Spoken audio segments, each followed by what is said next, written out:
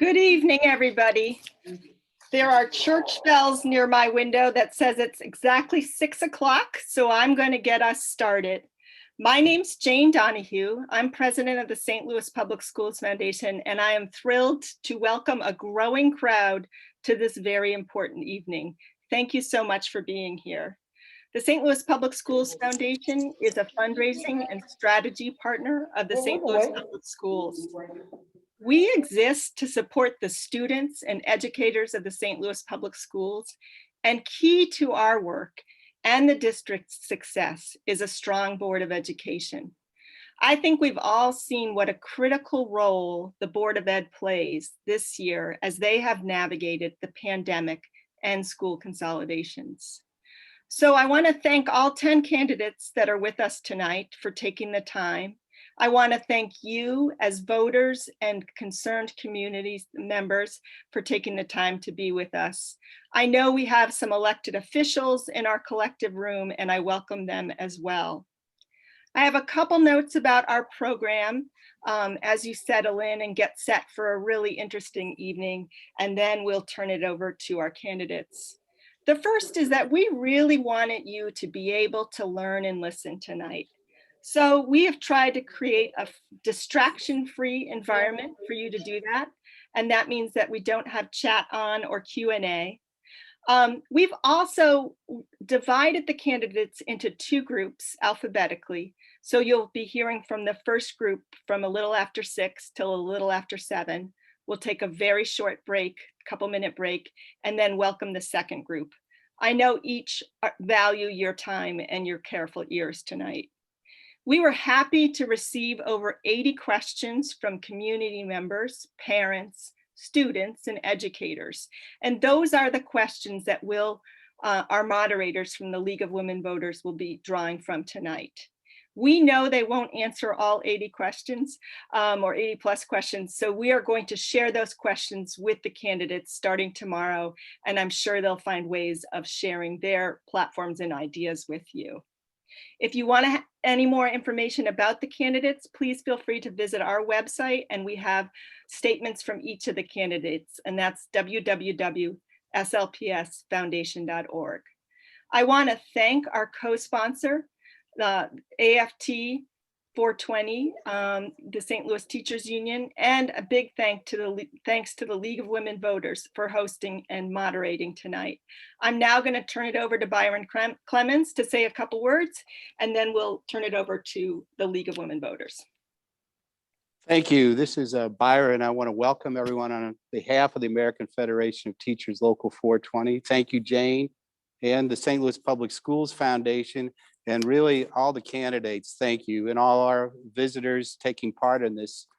And it's special thanks to the League of Women Voters. American Federation of Teachers St. Louis Local 420 welcomes you and thanks you. Thanks so much. So now we'll turn it over to Louise Wilkerson from the League of Women Voters, who will be our moderator this evening. Okay. Good evening, everyone, and welcome. The League is very pleased to be invited to be a part of this event tonight. I'm not going to take a whole lot of time talking so that we can reserve as much time as possible for the candidates and their responses to the questions. If you want to know more about the League, we're a nonprofit.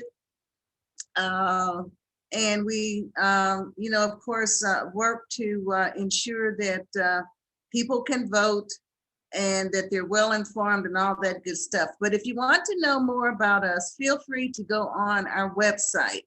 So if you just Google League of Women Voters of Metro St. Louis, you'll be able to find us. So I'm going to go ahead then and plunge right in with a brief discussion of the ground rules for this virtual candidate forum. Okay, the candidates will have 2 minutes each for an opening statement. They'll have 1 minute each to answer each question. We have a timekeeper, Yvette Kell of the League of Women Voters, who will use the good old-fashioned stop sign and the caution sign to let candidates know how their time is going. Then the candidates will have 2 minutes each for a closing statement. Now, the next part is very important. We want the candidates to focus on what they believe. This is not a debate. I repeat, this is not a debate. It's a forum. And so we ask the candidates not to refer to their opponents, the opponent's positions or remarks. They're to share what they believe. So the purpose is for the candidates to present their own positions. Of course, campaign banners, clothing, or buttons should not be visible during the forum. Okay, so I guess that's about all that I need to share. The candidates did get the ground rules ahead of time. Is that not right, everybody? Yes, great. Okay, so with that, let us plunge right in. And so we'll start with Miss Antoinette Cousins.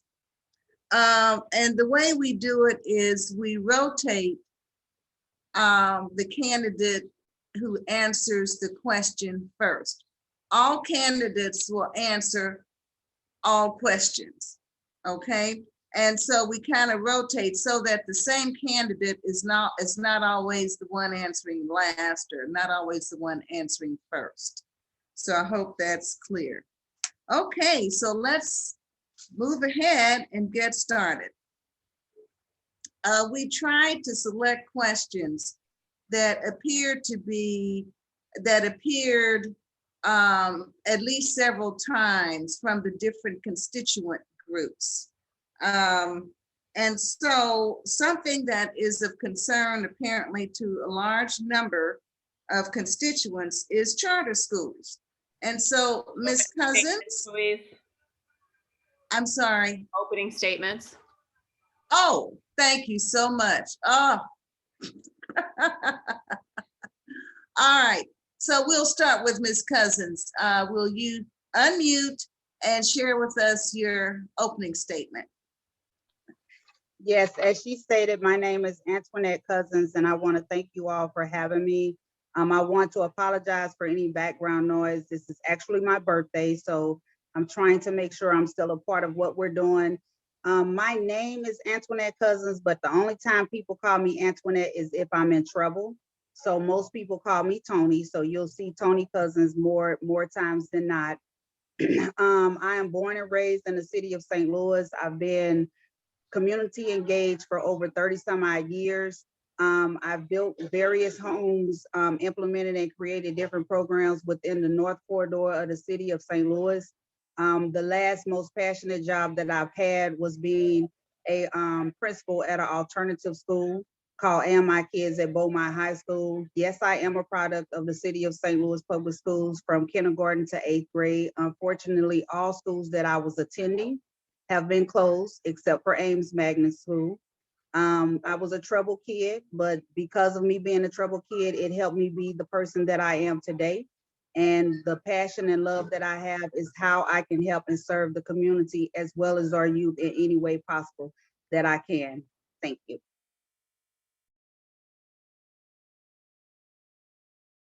Thank you very much. Mr. Matt Davis is next. Well, good evening and thank you, everyone. My name is Matt Davis. I'm a parent of two St. Louis Public School students, a 5th grader and a 3rd grader. The 5th grader goes to a magnet school. The 3rd grader goes to a neighborhood school. For my day job, I am an attorney.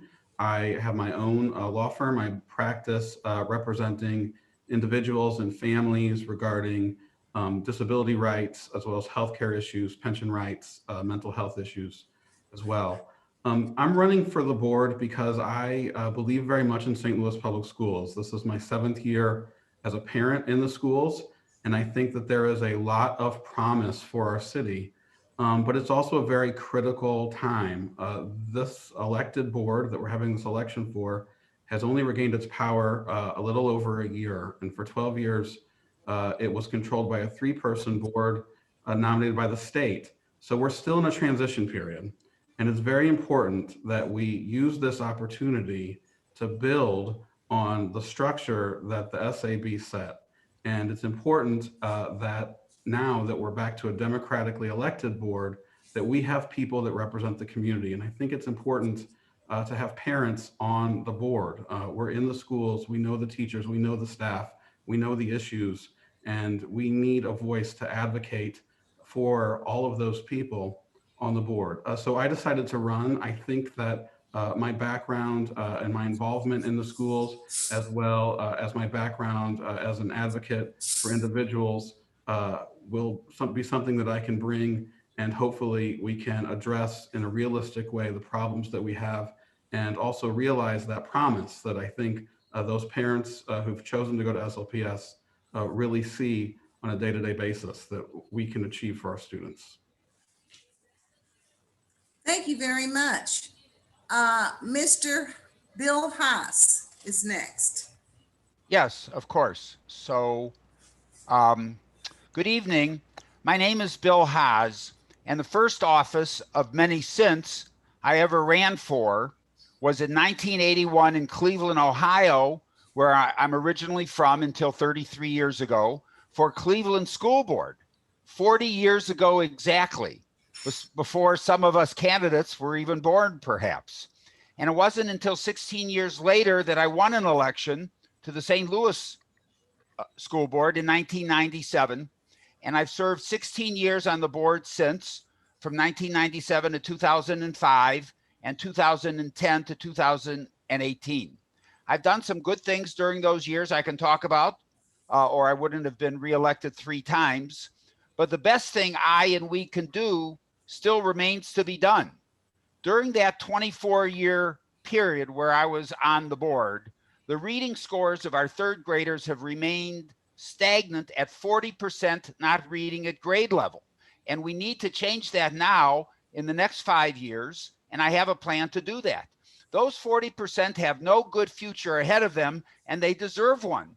That's where and why our crime comes from, and need for social services, and the lack of an educated workforce to keep, develop, and attract jobs. Investing money in the future of our children is better than investing in more police. And it's time we do that. And I tried to work on this issue before I went off the board in 2018. I've been talking about it ever since in my campaigns for state and federal offices I've run for before and since. And I'd like to lead the fight to adopt a zero tolerance for any of our children not reading at grade level within the next 5 years by 3rd grade. And that's why I'm here tonight and running for the board again. Thank you. Thank you, Mr. Haas. And next, we have Ms. Emily Hubbard. Hey, thanks for having us. My name is Emily Hubbard. The most important thing about me is that I have 4 children in St. Louis Public Schools. 3 of them are at a neighborhood school, and the oldest just started middle school, which is great. My family moved to St. Louis about 5 years ago for my husband to be a pastor at a local church. I am from Mississippi, and I have a master's degree in sociology and English degree undergrad from Mississippi State University. And I wanted to run for school board because I'm here as a neighborhood school mom. I think public schools are a public good, and our neighborhood school has been so good to us. And I love it so much, and I want to be here at the board with our neighborhood school in mind. When all the school closure stuff happened, our school was on the long list. If Monroe had closed, we would have taken students from Monroe, so we would have been affected. And I saw very few people who actually had children in the schools that would be affected, that had the loudest voices and were making the most noise. And I want to be there for our school and the schools like ours. And that's pretty much it. Okay, thank you very much, Ms. Hubbard. And we now have Mr. David Jackson. Mr. Jackson, can you hear me? Mr. Jackson, can you hear me? So I don't know, Emily or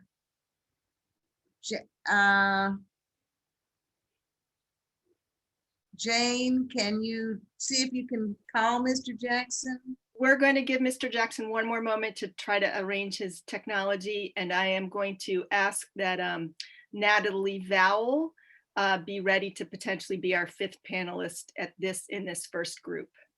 All right.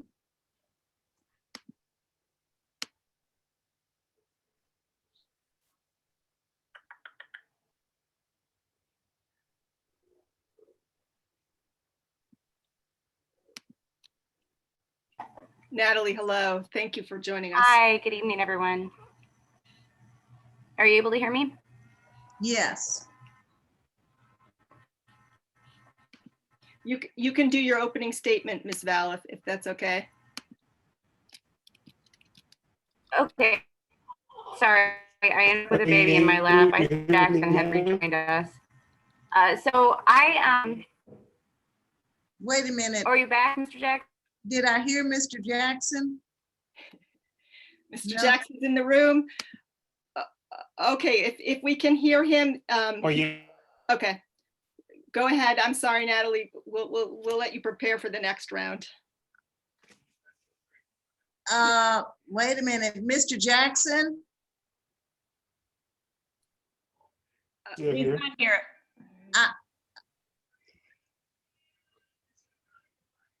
Mr. Jackson? Going in and out. Yeah. Okay, well, we're going to go ahead with Ms. Val. Yeah, I think we should, and maybe by the second Can you hear me? round. Hello? Yes, Mr. Jackson. Yes. No, we're gonna go ahead with Ms. Val because you're fading in and out, and we want to give you the opportunity to be heard 100%. So Ms. Val, if you wouldn't mind starting with your opening again, and then hopefully we can help you with Mr. Jackson with getting full audio. Hi, my name is Natalie Vowell. I appreciate being here. 1 second, I'm sorry. Here we go.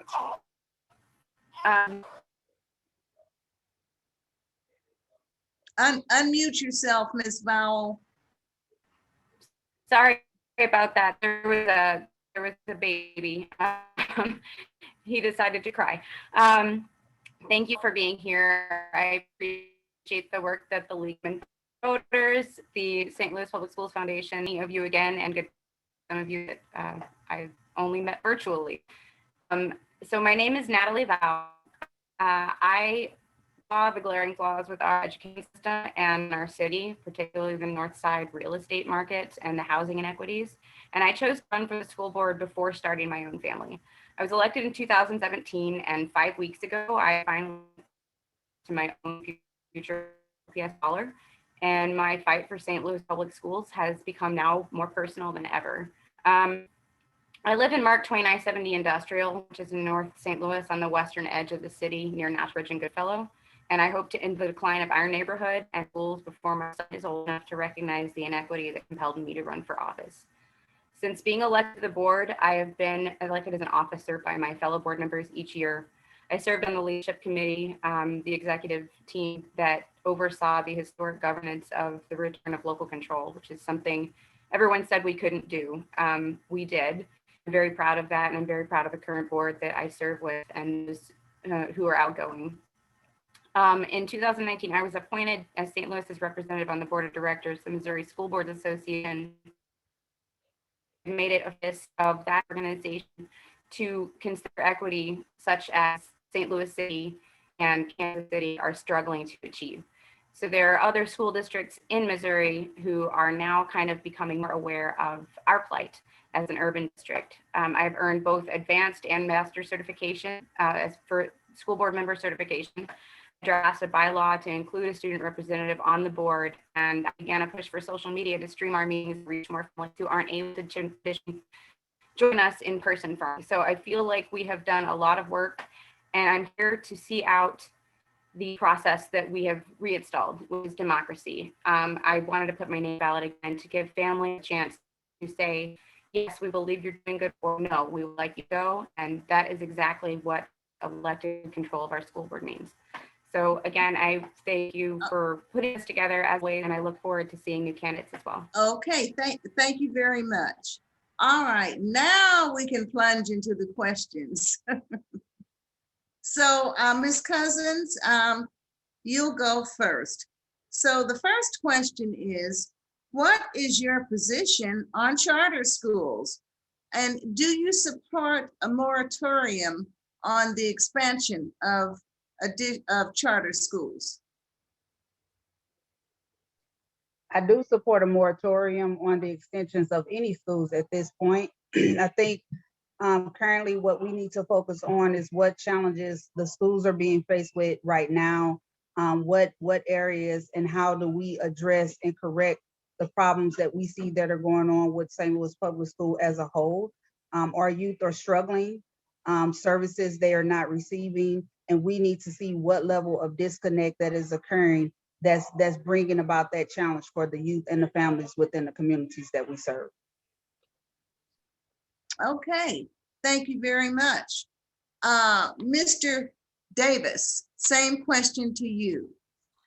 Yes, I do support a moratorium on charter schools in the city. I think that there are plans to have 5 new charter schools opening up in the next couple of years, while at the same time the district is closing 7 schools because of enrollment. We have more schools now and less children attending schools, public schools, district and charter schools in the city than we did 7 years ago. And this doesn't make any sense. What we need to do is put a pause on it and come up with a comprehensive plan for the city so that we can understand and have education alternatives for the entire city that makes sense. What we've done is we've created a district by contraction, and we don't have a comprehensive plan that corresponds with our neighborhoods and the schools that correspond with the interests of families. Okay, thank you very much. Mr. Haas. Sure. So of course I support a moratorium, and a citywide comprehensive plan is good. I don't think either of them can be done without the agreement of the legislature, and that won't be easy to do, but we should try. So one thing I have on my behalf is a history with the St. Louis Public Schools. And when I was elected in 1997, charter schools were just starting. So what the board did was we invited the school board of Vancouver, Canada, which had already been dealing with charter schools, to come down and talk to us. And what they said is whenever a charter school opened, they'd open one of their schools right across the street from it and beat its pants off academically. So we need level playing field for charter schools on finances and so forth. That's a legislative issue, and we need to educate the legislature about that. But my enthusiasm to combat charter schools is to make our district so good academically that people won't want to go elsewhere. Okay, thank you very much. Thank you very much. Ms. Hubbard, you're next. Same question. I do support a moratorium on charter schools. Like Matt Davis said, we have a lot of schools and not as many students. It doesn't make sense to keep redoing the same thing over and over. A lot of the issues that charter schools and our city schools face are caused by the conditions of our city, and we're not going to get better until our city gets better and acts like we love the children in our district. So we need to have a plan, a citywide plan that makes sense for what's happening with our population changes, and has an equity lens to make things better for our kids. Okay, thank you very much. Ms. Vowell. Hi. Definitely support a moratorium on charter schools at this time. In fact, I voted for that as a current board member. St. Louis City has been hemorrhaging population for decades now. We have almost 20,000 fewer people, 10,000 fewer people in the city than we did 10 years ago. And SLPS has seen a correlating sharp decline in enrollment. So that doesn't just apply to SLPS. There are fewer kids overall. So that is charter schools as well. And it doesn't make sense to keep opening schools with public money when we don't have the public to attend them. So we need to right size our entire district, including St. Louis Public Schools, including charter schools, and any entity that is spending public money needs to have the same oversight as our public schools. Okay, thank you very much. All right, we appreciate those responses, candidates. Let's move on to question number 2, and Mr. Davis will be the first to tackle that question. Here it is. What are your ideas about improving educational outcomes in the St. Louis Public Schools, such as academic achievement, closing the achievement gap, increasing the graduation rate, and so forth? Well, one thing that we absolutely need to put a lot of attention to is a better retention as well as recruitment of our teachers. Every year we have vacancies for teachers in classrooms, some in the hundreds. And so that means that kids are coming to school, they may have a permanent sub, they may get a new teacher sometime later in the year. And statistics and research shows that that sort of teacher turnover has an incredibly negative effect on our teachers. And the way that we go about doing that, we need to have competitive salaries. A teacher in St. Louis Public Schools can literally get a job in the next county over and instantly get a $10,000 raise. That's very hard on our teachers to justify staying in our district when they're not getting competitive wages. But we also need to make sure that the culture for the teachers is something that's productive for them. They need to have the type of independence in the classroom that's going to make it a satisfactory place to work. Okay, thank you very much. All right, Mr. Haas, same question to you. Improving academics in the schools in 60 seconds, there's a challenge right there. So before Rudy Giuliani became cuckoo, it used to be said about him that every sentence had 3 parts, a subject, a verb, and 9/11. So they say about me, and I take the compliment, and people who've worked with me know this is true, that everything I say has a subject, a verb, and 3rd grade reading scores. So there's 3 aspects to 3rd grade reading scores. If you Google the New York Times article on Union City, New Jersey, it verifies that. Smaller class sizes, and we have that through 2nd grade. Regular testing, so you know which students are behind the plan. We know in pre-K which ones have 1/10 the vocabulary of others, and we have to help them catch up. And the silver bullet panacea game changer is a 2nd qualified adult in early childhood classrooms for discipline problems and those falling behind. And 4 years ago, when there was the mayor's race and they were talking about $9 million. Okay, Mr. Haas, that sounds very good. Thanks so much for your comprehensive response. Gotta move on. I'll get Ms. another Hubbard. chance, perhaps. Yes. I think we can improve education in the district. And I'm sorry it sounds hokey, but I'm a mom. We need to care for our schools. You don't learn if you don't feel loved. An organization that feels like nobody cares about them is not going to do as well as one that feels like they have the support of the entire city. So our students need to feel safe, fed, and loved at school. That's, before they can learn, that's what they need to have. So we need to cultivate a culture of care at our schools. My children have definitely experienced that at our school, and I'm very thankful for that. But we need to get the city behind us to support us instead of, constantly comparing us to much better funded schools in the county. There's obviously, teachers know what to do. They need the time and the care to be able to do it. Okay, thank you very much for that response. Ms. Vowell. Hi, I think that our teachers and our families know what is best for our students. And we need, as a board, to be responsive to that. And that means meeting people where they are. That means stepping outside the boardroom and getting into those spaces where parents don't traditionally feel heard or students don't particularly feel heard. Again, you know, we need student voices to be present at our board meetings, and it is critical that we listen to our teachers. The board's job, the board is charged with hiring a superintendent who will carry out the policies and visions and goals that we set for them. And it's critical that we have an evaluation process for that superintendent and that we find someone that we can trust to, as Emily said, to care for our students, to make sure that care is present everywhere. Okay, thank you very much. Ms. Cousins.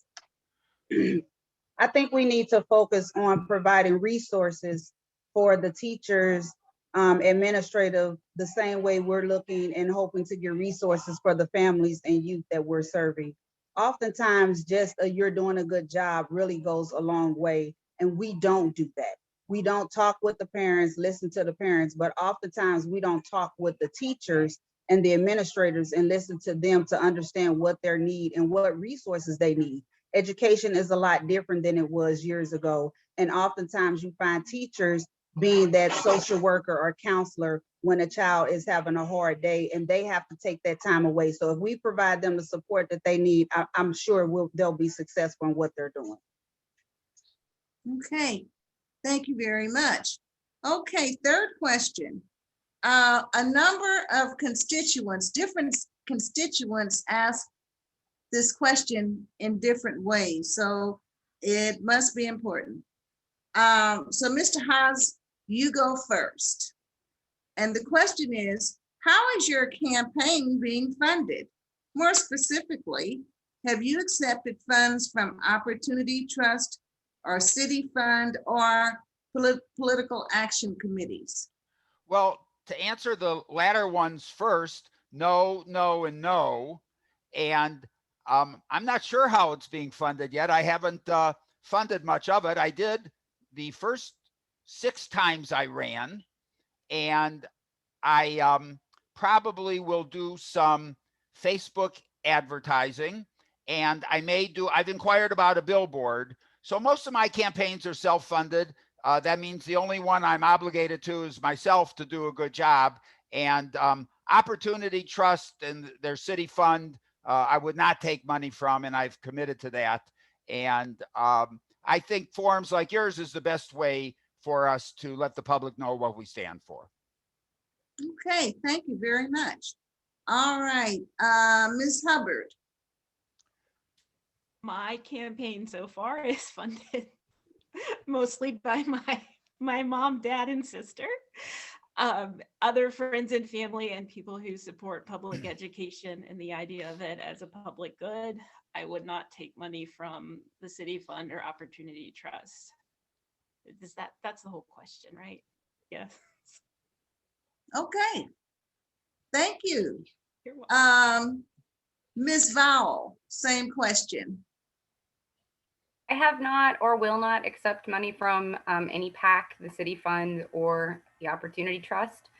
My campaign, I believe, is mostly leftover money from my 2017 run on the board, which is about 55 to 70 people total in donations between $3 and $350. And some of those were in-kind donations. At this point, I think we're running on leftovers of about $830 in my campaign account. And most of that has gone to yard signs and campaign literature. So I'm definitely not interested in taking money from PACs, particularly those who have the well-being of St. Louis Public Schools furthest from their agenda. Okay, thank you very much. Ms. Cousins. No, I am not. My funding is coming from the love of the community and the people that believe in what I'm fighting for and what I can do as a St. Louis school board member. At this point, it doesn't matter who gives me money. My vote is not for sale. My vote and whatever I do in reference to the school board is to serve the youth and the families and the community. So I can't be bought. So I don't know what the PAC is or whatever everybody's talking about. I really don't think it's even that serious when it comes to funding. But like I said, my money comes from the people that believe in what I can do and the changes that I'm able to make within the communities that I'm serving, especially for the school board. Okay, thank you very much. And last but not least, Mr. Davis. No, I would never take money from the city fund or the Opportunity Trust or any special interests that are trying to privatize our schools, that are trying to undermine the democratically elected board. And we've seen what that money has done in other communities, and it's not good. There's a news story today about the superintendent in Normandy who was placed in Normandy by the Opportunity Trust and the City Fund, and doesn't even hold the appropriate certification. And the board, who is controlled by the state, let them do that. That's one of the reasons why I'm running. I think that it is very important that parents who are going to represent the interests of their families and their students be on the board and not special interests. Okay, thank you all for those very thoughtful responses. Okay, now this quite a few people asked this question. And as a former educator, it was something that I thought about a lot when I was working. And it's this. And let's see, Ms. Hubbard, I think you will take it first. All right. Studies show that the optimum time to start the school day is around 8 to 8:30 a.m. for adolescents in terms of their physical and mental development and their readiness to learn. But as you know, the start time for middle and high school students in the St. Louis public school system is 7 a.m.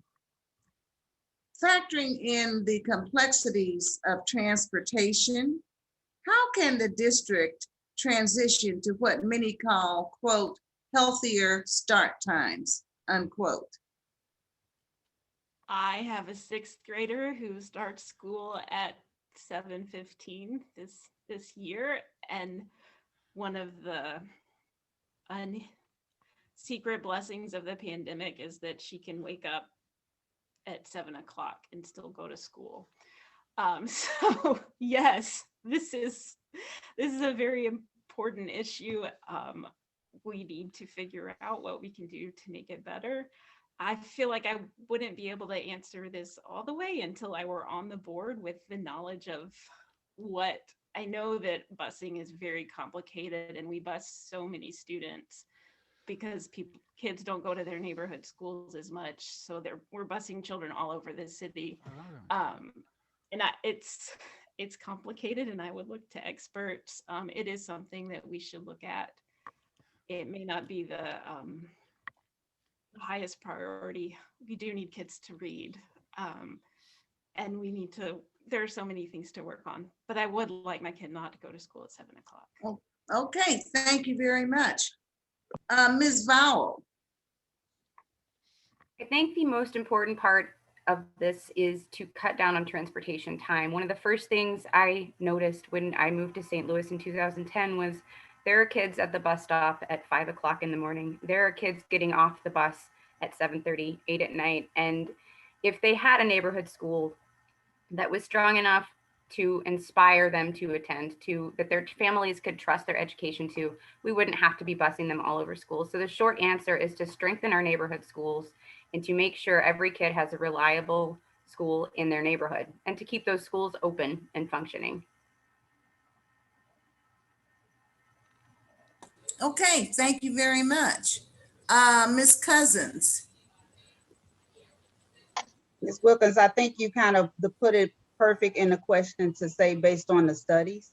looking what the studies and the data show is something that you would really have to go off to what works for a child, especially someone from K to 8th.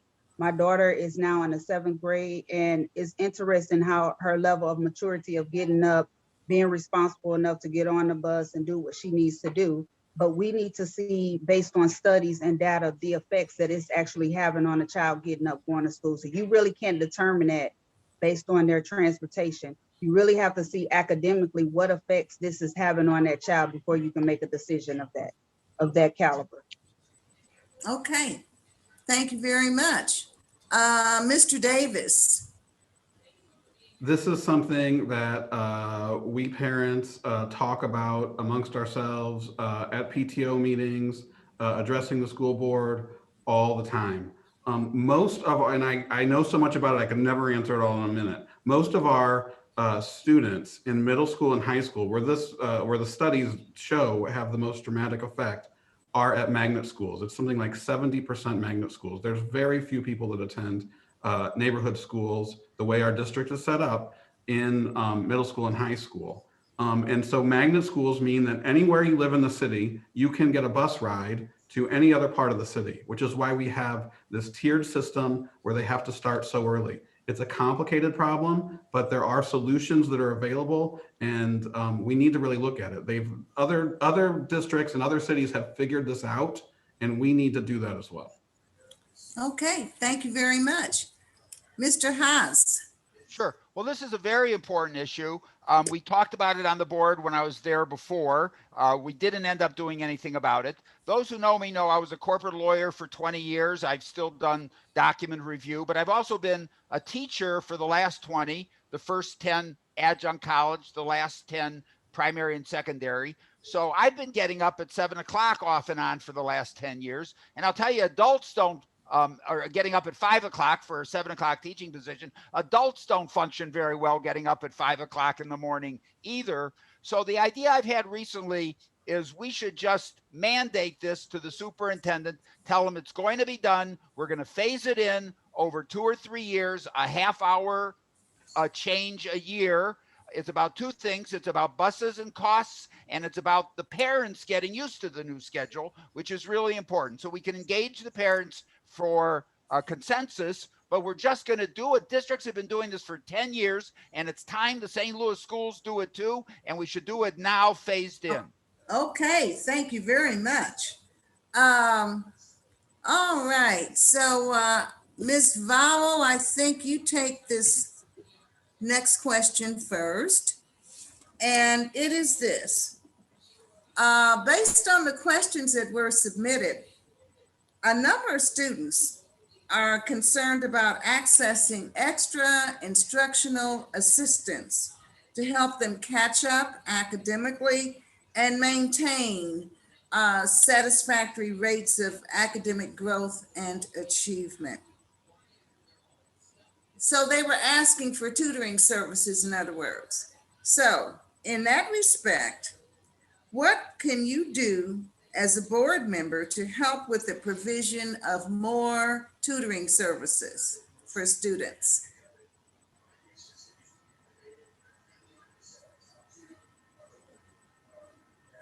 Ms. Vowell? Can you hear me? Now I can. Mhm. Okay. Video was having trouble. I Okay. apologize. So I think it's really important that we look at what we're spending our money on and what we are setting our focus on. We have a lot of enforcement in our schools. We have security officers and things of that nature. And I think with especially the latest round of school closures, the idea was to increase social services and academic opportunities. Hopefully that round of closures that was just completed, and I did vote against that, but I trust that my fellow board members have made the right decisions and that we will be able to get those resources to our students. We'll be able to provide safer, stronger schools and be able to actually expand the things that they do need. We need to stop creating trauma in our schools. We need to address that. And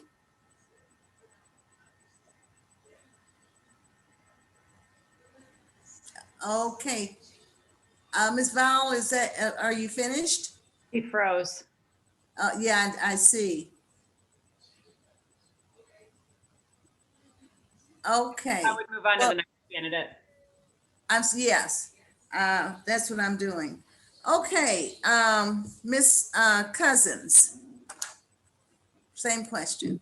It's the same thing, Ms. Wilkerson. A lot of our students are definitely in need of resources and assistance, and tutoring is definitely a factor that they need. There are a lot of nonprofit organizations that are out there wanting to assist St. Louis Public Schools. And I think that's where the community becomes a huge part of what we're looking and hoping to do. So as a school board member, that will be one of the roles that I would ask that the school board take part in, working with the organizations that's really surrounding the communities willing to offer that level of services to the students that are in need. And I know that that is a great need, not just for the students, but the family as a whole. Okay, thank you. Mr. Davis.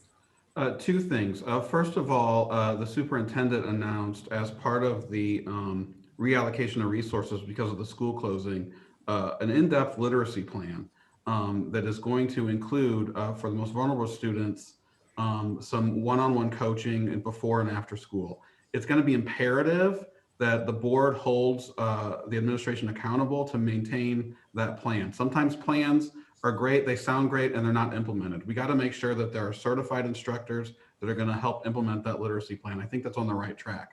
But second, our after school and before school programs, which in today's society are so important for working parents, are so disjointed across the district. I had a meeting a couple months ago with Will Pickney, who works for the mayor's office as Youth and Family Services. He got together at the beginning of the pandemic, all of the after school care providers, all of the nonprofits. He said that was the first time all those people got together and sat in a room, even though they're all providing services at different schools. We've got to be more cohesive in our plans, that we're working with community partners, and we also need to strengthen that before and after care to make sure that one, is good for working parents, but two, we utilize that time to help close some of these achievement gaps. Okay, thank you very much. Mr. Haas. And I'm sorry I talk so loud if I do. It's genetic. I got it from my dad. And so there's two aspects of this. In 2001, at my initiative, we started a 9th grade initiative to keep students from dropping out. And people who are smarter than I am say that saved the district from becoming unaccredited that next year. Part of that was a plan to have the older and better students tutor the younger and less proficient ones. Because as a tutor, you learn as much tutoring somebody else, plus you model good behavior patterns when you tell them to do their homework and don't give up and you're smart. And I remember a wonderful meeting where Floyd Cruz was part of it. And he said, yeah, and we need a few thugs in the program too. And it was a wonderful idea. Students who are challenged when they're telling others to behave well, model the lessons themselves. The other part of it was in 2003, I met with Civic Progress, the Energizer, Mulcahy, and one others. I'll tell you later. Okay, I'm so sorry. I'm dying to hear it, but we've got to move on. Let's see, Ms. Hubbard. First, I just want to say to those students, you have been surviving a pandemic. That is an achievement in and of itself. I think we all need to give all students, college students, undergraduate students, K through 12 students, we need grace for this time. It has been so difficult. So I think that is my first answer, is that we need to think of ourselves as people who have gone through a very difficult situation. We need to have grace for that. Second, we do need tutoring. We need community organizations. If, like Matt said, we need to hold the administration accountable to those plans. I've seen floated the idea of a national tutoring corps after the, funded by some of the recovery money type stuff. But we know small group one-on-one tutoring is the most effective way to help kids catch up. Okay, thank you very much. All right, so we're going to go ahead with the next question. And Ms. Cousins, I think you go first again. We've come full circle. There's concern about the gifted program and how it can be improved, and also how it can be made more diverse. There's concern about, as well, some constituents see it as being segregated. That's what they said in the question. So what are your ideas about the gifted program, how it can be improved and perhaps made more diverse in terms of the students in the program? I think all levels of students can be gifted in some kind of way. I think that is kind of true in a sense that you are segregating kids because it makes some feel that they're smarter than the other. I think we need to come up with creative ways of trying to identify what levels of gifted kids are and what programming that actually may work for some that don't work for others. But that's again something that the school district and the superintendents would do. As a board member, I think that's just something that I would be able to work with them to identify where and how it can be addressed and what needs to be done to change that level of segregation. Okay, thank you. Mr. Davis. So my oldest daughter is in the gifted program, has been since preschool. And if I had knew what I know now, I don't know if we have done the same thing. The way the gifted program works for a lot of people is you take your 3.5-year-old downtown to take a test in a room with a stranger. And if you do well, your kid gets in the program. If not, then you have to do something else. And there are so many people in this city that put all their eggs in that basket. And if it doesn't work out at the 3.5, they move, they go to a charter school, they go to something else. We have got to fix the nonsense of how we test our kids, of the importance that we put on the gifted programs. And it's something that is very close to my heart. And I know that the parents at the gifted programs, especially our school, CJA, are very concerned about the decreasing diversity, the segregated feel of those schools. And I know that we can work towards. Okay, thank you very much. Very important topic. Let's see, Mr. Haas, you're next. Yes. So I don't remember this issue coming up when I was on the board before. And of the many issues I may not have wisdom on, this might be one of them. I'm open to learning from others. One thing I would do, most people don't know, my son was a math teacher in the St. Louis Public Schools for many years. We have different last names. We went out of our way not to publicize our affiliation because we didn't want people treating him worse or better. And he was in the process of becoming certified to teach gifted when he left the district for another position. I am going to take my last remaining time to finish up my other two thoughts. One is you need $9 million to hire a second qualified adult in early childhood classrooms. That's exactly the figure in 2017 that we said we needed for more police. And it's easy to answer where the $9 million would be better spent on third grade reading scores or more police. And in 2002, I met with Civic Progress about the business community adopting our eighth graders. My goodness, we'll have to, maybe in your closing statement, you can tell us about Civic Progress, okay? I'll make a point of it. All right, Thank okay. you, Louise. Thank you so much. Ms. Hubbard. This is a question that I would have asked if I were not running. I have at least 2 children who have tested for gifted. A third one answered all the questions wrong because he was afraid that if he did well, he would leave our school. So he might be gifted or he might just be in trouble. But there are 2 South City gifted schools and they are about 60% white. Our school district is, I think, 6% white. There is a North City gifted school that does, I think, maybe has 1 white kid in it. So it is not just the way that it is sorted out. There used to be a quota system. There's no longer a quota system. And the resources the PTO funding, all of it is inequitable, and it's not fair to most of the children of our city. I did not put my children in the gifted schools because they are Black biracial. I wanted them to be in our neighborhood school with their peers and with Black teachers. Okay, thank you very much. Let's see, Ms. Vowell.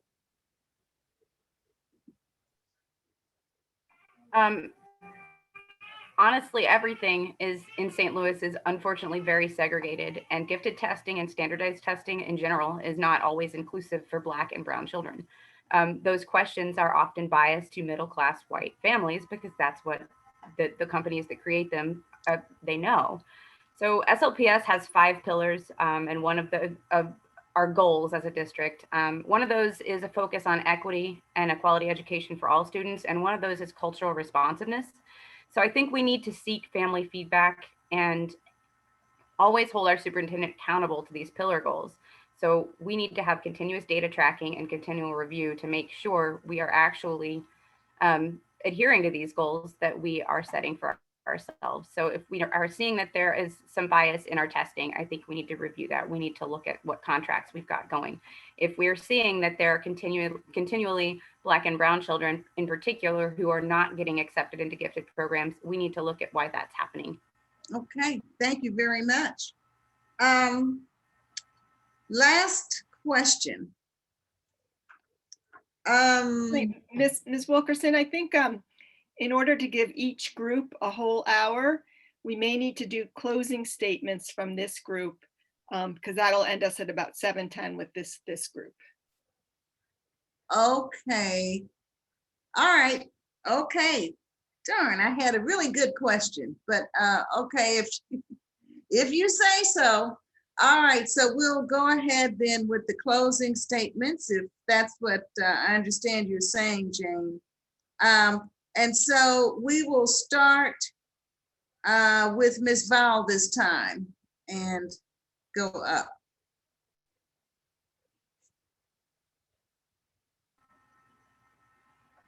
I actually don't have anything prepared as a closing statement, but I just want to say I really look forward to hearing from the second group of candidates as well. I hope to serve again on the board, but it is important to realize that we've all got to work together. 3 people will be going on to serve on this board, whether it's me and 2 others or 3 new people. And I really want to emphasize that public education is what we are here for. And we need to make sure that we are a team and we are all on board with that. Anyone who is not with public education at the forefront of their campaign, I think we need to look critically as voters at those individuals, and we need to consider what the future of St. Louis Public Schools will look like with this governing board. I worked very hard to help restore local control, and this is our opportunity to use it. Okay, thank you. Ms. Hubbard, you're next. Hi. I would have liked to have answered the next interesting question personally. But I'm running to be for our neighborhood schools, to listen, to find out. I really want to know what's going on. A lot of times it feels like the neighborhood schools are behind the curve. I see things on Facebook that are like, oh, this got shared in the gifted PTO. And I'm like, well, we didn't hear about that at our school. I want to know what's happening. I want to be able to take it back to our community. I want to engage with all the other neighborhood schools who may have these same feelings of being left out. We need to care for each other. We need our city to care for us. And we need the courage to ask the communities who have made choices that have been detrimental to St. Louis Public Schools, mostly because of racism, to do something to make it right. That's all. Thank you very much. Mr. Haas, unmute yourself. Ms. Wilkerson, you're just a treasure. Thank you for the job you did. And Well, I wish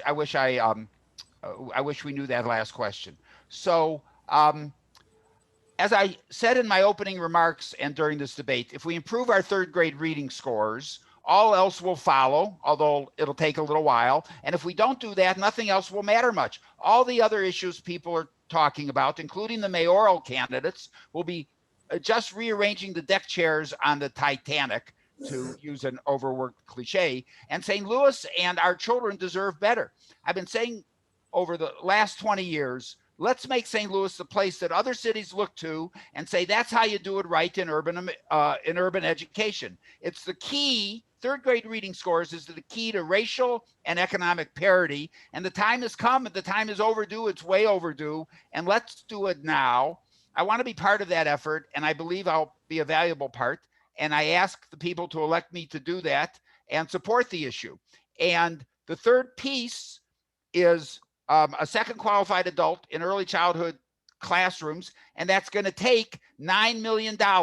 When I heard during the 2017 mayor's race, they were going to use $9 million for police, I called Dr. Adams and I said, how much would it cost? Oh, okay. Great. Boy, I tell you, I sure wish we had more time because I really want to hear about that. But we do have to move on. Mr. Davis.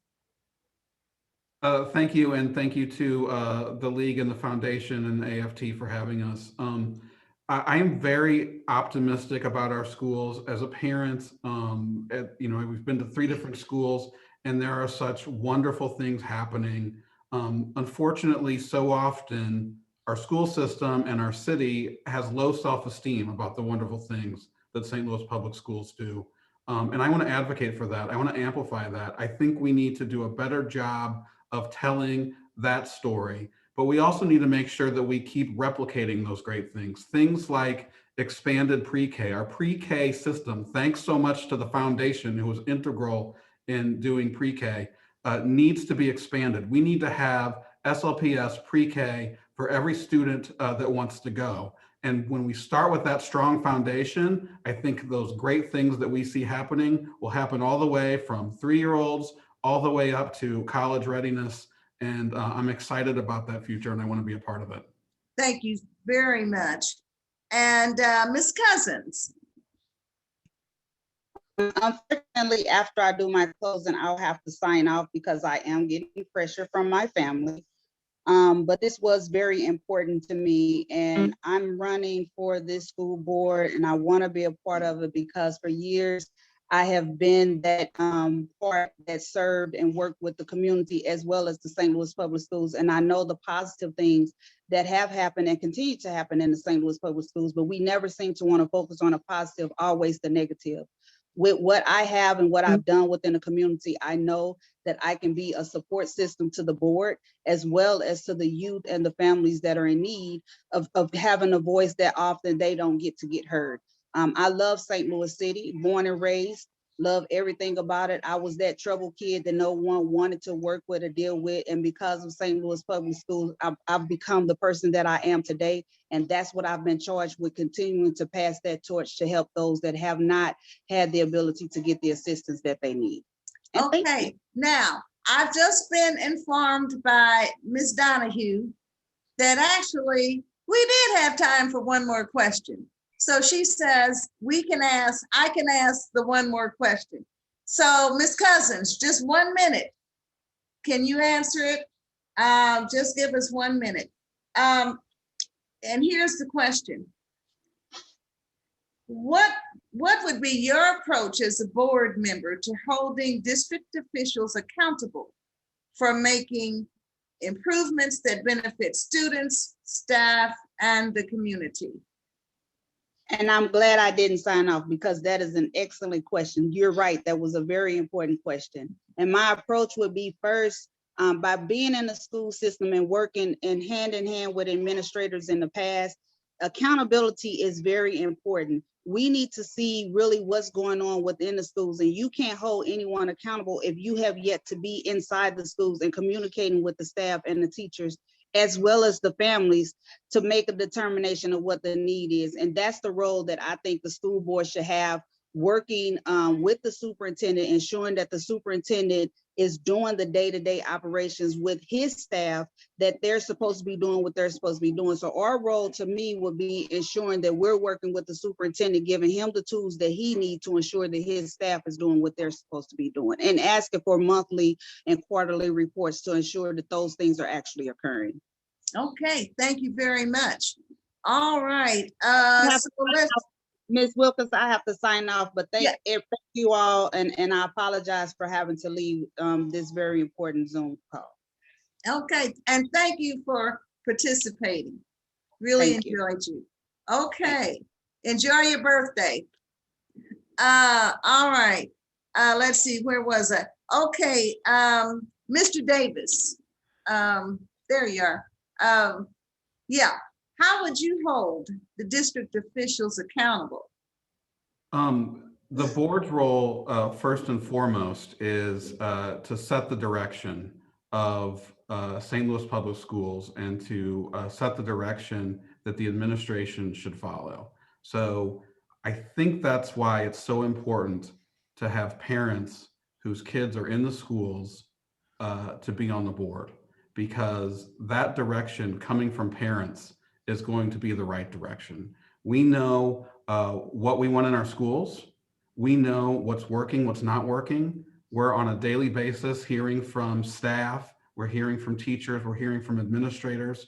And I think that having that direct relationship with the schools on the board, setting the direction, and then making sure there's follow through is really one of the most important things we can do to hold the administration accountable.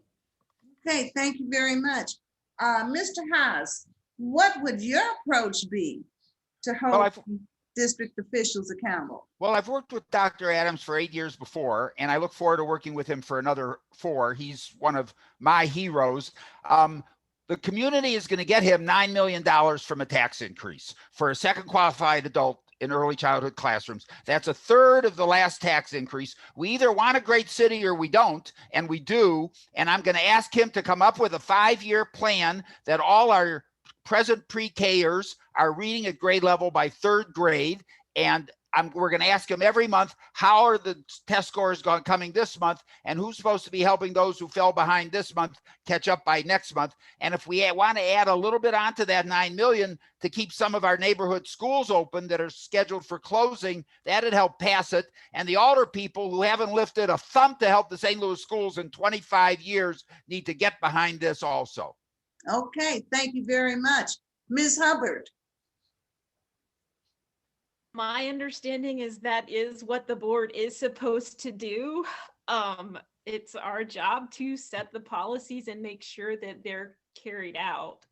So I've, been watching the board meetings. It's been much easier for me to participate with Zoom meetings or the YouTube videos.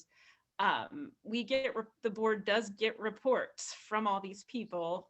If the public can listen, if what they're seeing as reports are not what their experience is, then they need to, we need to have that communication and clarity to figure out what's going on. But it's the board's job. They review the superintendent, they see if he's doing what they've told him to do. I don't know how to say it more than that. It's what we're supposed to do. Okay, thank you very much. Ms. Vowell, last but not least.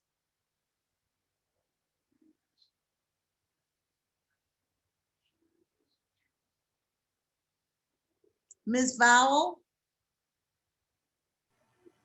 I'm sorry, I thought that there we you were, go. There. Okay. I thought that we were done. Could you repeat the question? Sure. What would be your approach to holding district officials accountable for making improvements that benefit students, staff, and the community? So I think it is critical to get community input, first of all, before the board sets the goals, mission, and vision for the district. And second, it is really important for everyone and for the board to educate the public about what a board does and what a board does not do. We do not get in the schools and tell our teachers what to do. We do not interfere with student performance issues. We hire and fire the superintendent. That is our one job that we're entrusted to do with taxpayer money. So we have actually, there is a regular review that the board participates in. Actually, it's coming up at the end of this month to evaluate the superintendent. That is a set of goals that we come up with in concert with the superintendent and administrators to make sure that they are attainable and they are measurable. And we review our superintendent in preparation for each year's renewal of the contract. So we need to make sure that we are doing those things diligently, but it is very important, again, to, especially with local control being returned, to recognize that it is not the board's job to get involved with daily operations. We need to find someone, and I believe Dr. Adams has done well, find someone who can carry those things out. Well, thank you. Our time has ended. I want to thank each of the candidates for doing an excellent job. You're to be congratulated for being willing to serve. There's no pay. It's strictly volunteer work. And so we really appreciate your participation and your being willing to run for these three very important positions. Ms. Donahue. Thank you so much. And thank you very much to this first round. We're going to take a 3-minute break so people can move around a tiny bit if they need to do anything. And we will be back with our second round of panelists at 7:14. Thank you so much. Okay, thank you. Okay, Ronnie, we got a little break. What? I got a little break.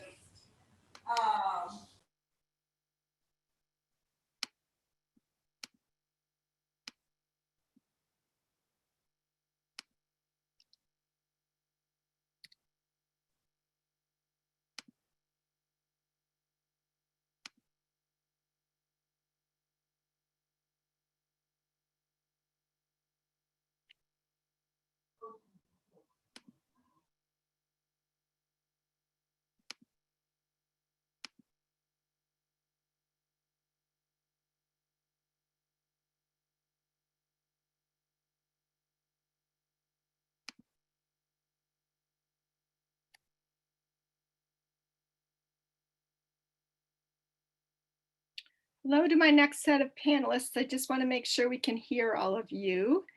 Can you each just say a quick hello? And especially you, Mr. Jackson, thanks for your adaptability here. Can we hear you now?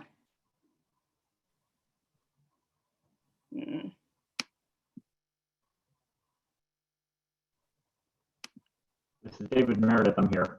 Okay, great.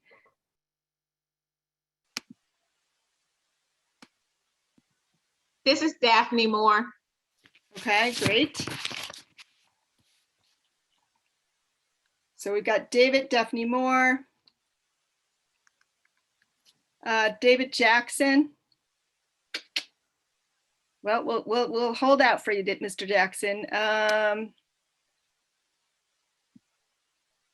We are looking for Dr. Quinones. I'm hoping he will join us in a minute. And Alicia Sonier, can we hear you? Yes, I can hear you. Can you hear me? Yep, great, perfect, thank you.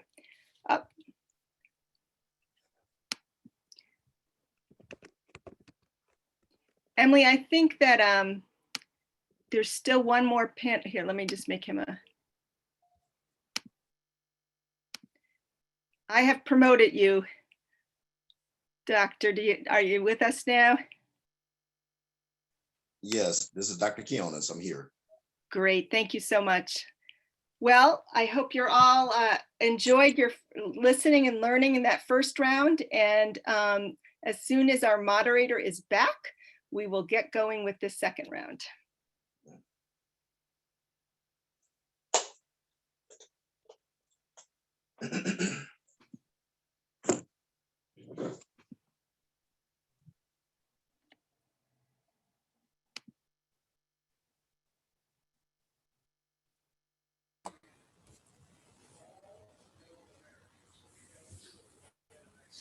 Ms. Wilkerson, do you want to welcome this second group here? Yes. Welcome, candidates. We have some interesting questions for you. I think you'll enjoy having this opportunity to share your perspectives and your thoughts and so forth with the audience. Let's see, I don't see Mr. Jackson. Is he going to be able to join us? Mr. Jackson is working on his audio, and I have shared with him, this is Emily from the foundation, that we can try to put his responses in our chat to all attendees if he's unable to make it work, but I will let you know. Perhaps we'll leave him for last. All right. Okay, so Ms. Donahue, you've already given your welcome. You're all set to go. Oh, okay. Well, we will start out with the 2-minute introductory statements for each candidate. So, excuse me. Let's start with Mr. Meredith. Hello, everyone, and thank you for hosting this, to the League of Women Voters and also to AFT and the foundation for setting this up. I am David Meredith. I am a graduate of SLPS, Central Visual Performing Arts High School. I'm also a parent of 11 children, 5 of whom are also alumni of SLPS, and 3 of them currently attend SLPS. I am a former military officer and currently a real estate agent in the St. Louis area. Since I retired from the Air Force, I spent most of my time participating in schools through PTOs and District Parent Action Council, which kind of has allowed me to get into some of the complex issues that face our district as a parent representative on numerous committees from the state appointed board that I was a parent rep that determined control of the district needed to return to the elected school board. I've been on communication committees, principal selection panels, numerous ways that I've been involved and seen just how complex the issues are affecting our city and our public education. I realized that the best way for me to try and implement some of the changes I think need to occur was to run for school board. And that's why I'm here. Thank you. Okay, thank you very much. Next, Ms. Daphne Moore. Good evening. My name is Daphne Moore, and I'm honored to be here with you all tonight. I have worked throughout the St. Louis region to improve the quality of life, rebuild neighborhoods and commercial corridors, and address some of the most pressing issues in St. Louis. I am an urban planner by trade. I have a background in economic development, city management, and education.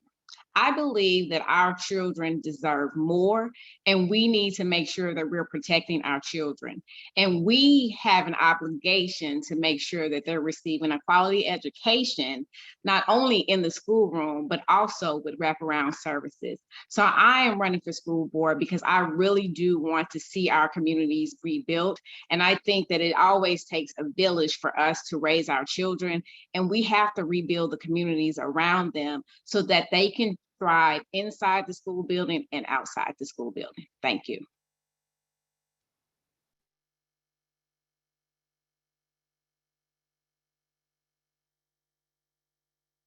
You need to unmute, Louise.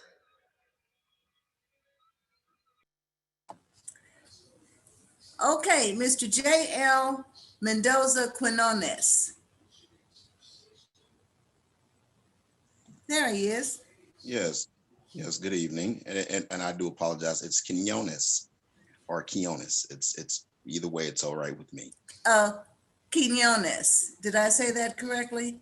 Yes, ma'am. Okay, thank you. Well, your opening statement, your 2-minute ma'am. opening statement. Thank you. Well, my name is Dr. Jl Mendoza Quinones, born and bred in St. Louis, raised in Walnut Park neighborhood majority of my life, outside of the fact of moving away for college. Proud alumni of Northwest High School. So I was raised in the St. Louis public schools all of my life until college. Graduate of Howard University. I am a U.S. military veteran, United States Coast Guard. I am a pastor.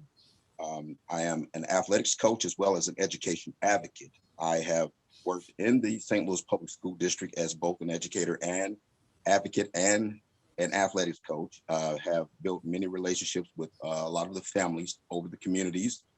Have worked actively with a lot of boards, a lot of partnerships throughout St. Louis metropolitan area. And I just see that we need a more accountable leadership on the board and to preserve our city schools. That's why I'm running. All right, thank you very much. Next, we have Miss Alicia. Now, correct me if I say this incorrectly. Sonier or Sonier? It's Sonier, that's correct. Okay, French. All right. Yes. good. Okay. Yes, nice to meet you, Ms. Wilkerson. Thank you so much to the League of Women Voters for hosting this, and thank you to all of the attendees for being here for this important conversation. I am Alicia Sonier. I am a public servant. I'm 25 years old. That public servitude takes a variety of forms. I work as a mental health advocate, and I'm currently in school with aspirations of becoming a psychiatric nurse practitioner. My undergrad was in psychology. I am also an organizer. I work around criminal justice and health issues. I also host a Black Tea podcast, media organization with the goal of raising political, social, and cultural consciousness. I've worked on a variety of campaigns throughout the city, like Fight for 15, women's rights, and so on and so forth.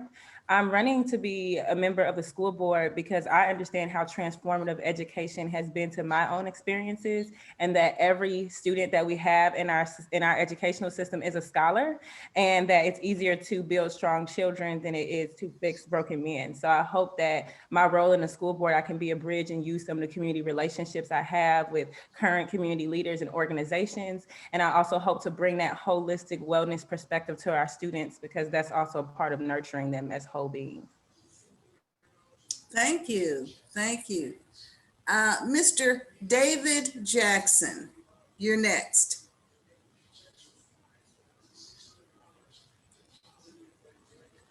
Unmute yourself again. What about now? Yeah. Okay, we can hear you. Okay, and your question? This is a time for you to give your opening statement. You have 2 minutes, for your opening statement. You can say whatever you wish. Yes, thank you. Thank you so very much.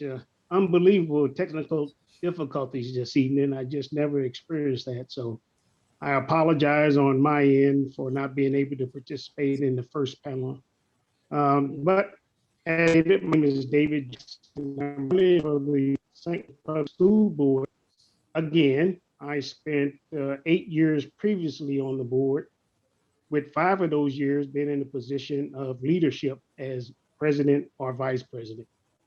I think our St. Louis Public School is still a jewel of this city. It is not a broke system. It is not a broke school district. We have many resources, partners, and community activists that deal with the St. Louis Public School on a daily basis. What we need to do is find out what is not working. Because we do have 30 failed schools, something is not working in our schools, and we need to look at that. One of my responsibilities will be, in my platform, is to find out what's happening at those 30 failed schools, and why isn't there any information on why those schools have failed. I think some folks had mentioned about our superintendent. I think the superintendent is very important, but he is only acting out the goals and objectives of the school board. Now we just need to see if that school board is paying attention to his issues on a daily basis. Thank you. Okay, thank you. All right, so we're ready to start the questions. So they're very similar to the questions that the first group have had. They may be a little bit different here and there. So we'll start with Mr. Meredith. Okay, Mr. Meredith, how would you work with elected officials to stop legislation that might be harmful to the school district, such as charter school expansion, open enrollment, and vouchers? Thank you for that question. I would make sure that I am, for one, listening to the voice of the families. I would make an effort always to reach out, especially to the communities that may not support or agree with me, to hear what they have to say. I already, as a parent, have spent time going to Jefferson City to speak on opposed to bills expanding charter school and the effects that it has on our city. As a board member, I would want to continue doing that. We need to make sure we are heard. We need to work with other school districts in the state to make sure that they are seeing the actual data, not just data that presents one side of the argument or hasn't even been peer-reviewed data. Without accurate data before the legislatures, it's simply a game of politics. And we need to get beyond politics and get back to educating our students. Thank you very much. All right, Ms. Moore, same question. Vouchers and charter schools have not fixed our problems within the city of St. Louis.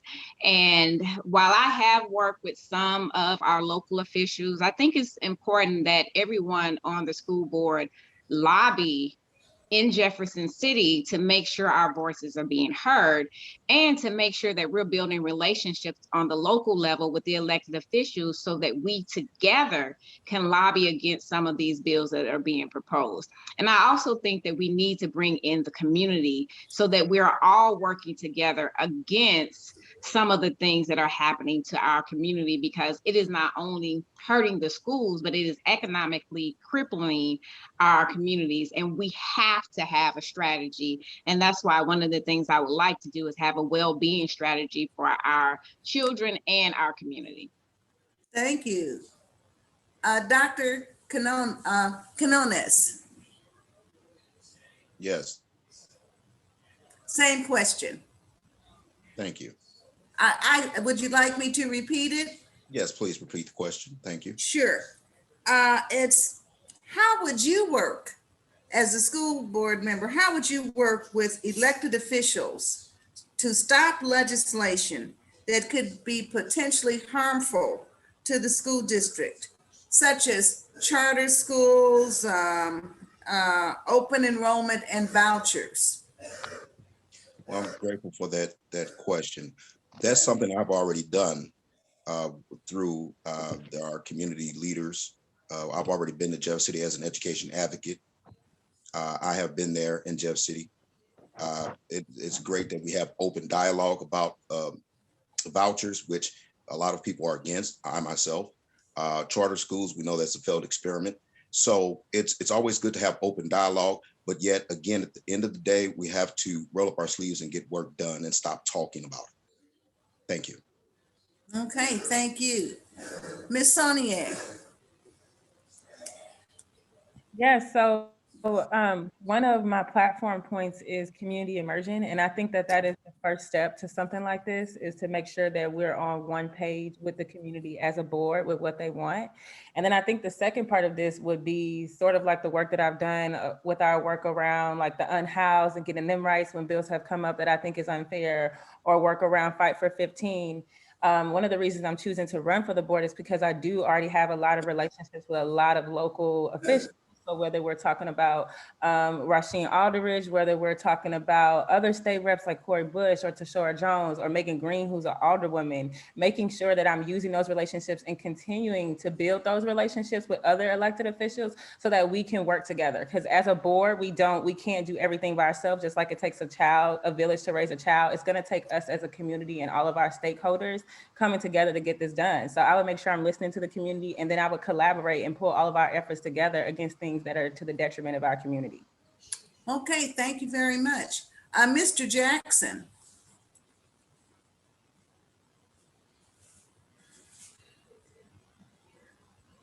Unmute yourself. Can you hear me now? Yes. Okay.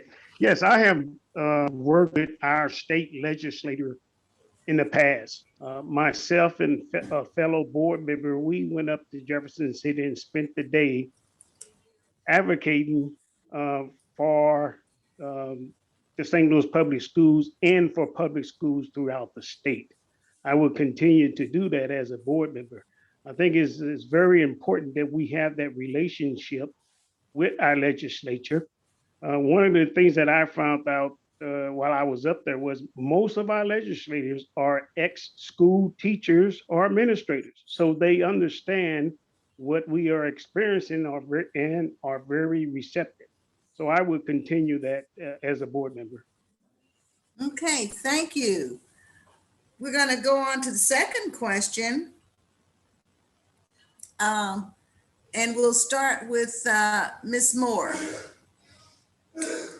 What are your thoughts about how to go about improving educational outcomes in the St. Louis Public School District, specifically academic achievement, graduation rates, and so forth?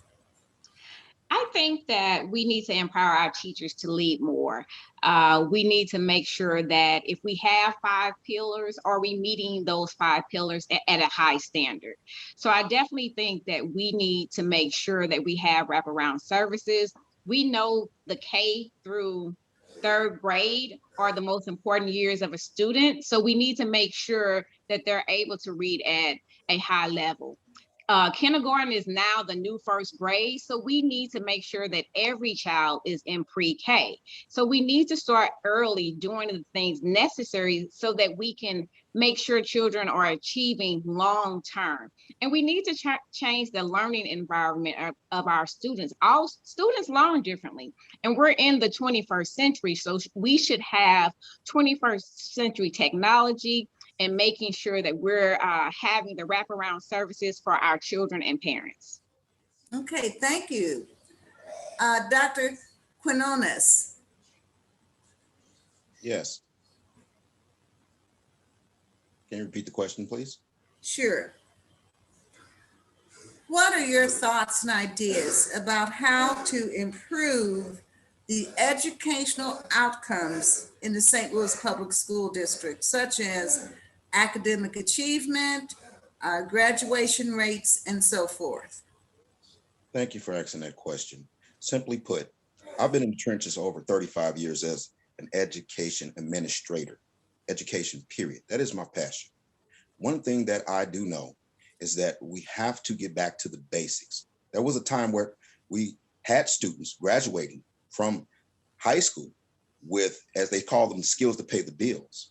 Yet nowadays, the innovative techniques that have been used, a lot of them have failed.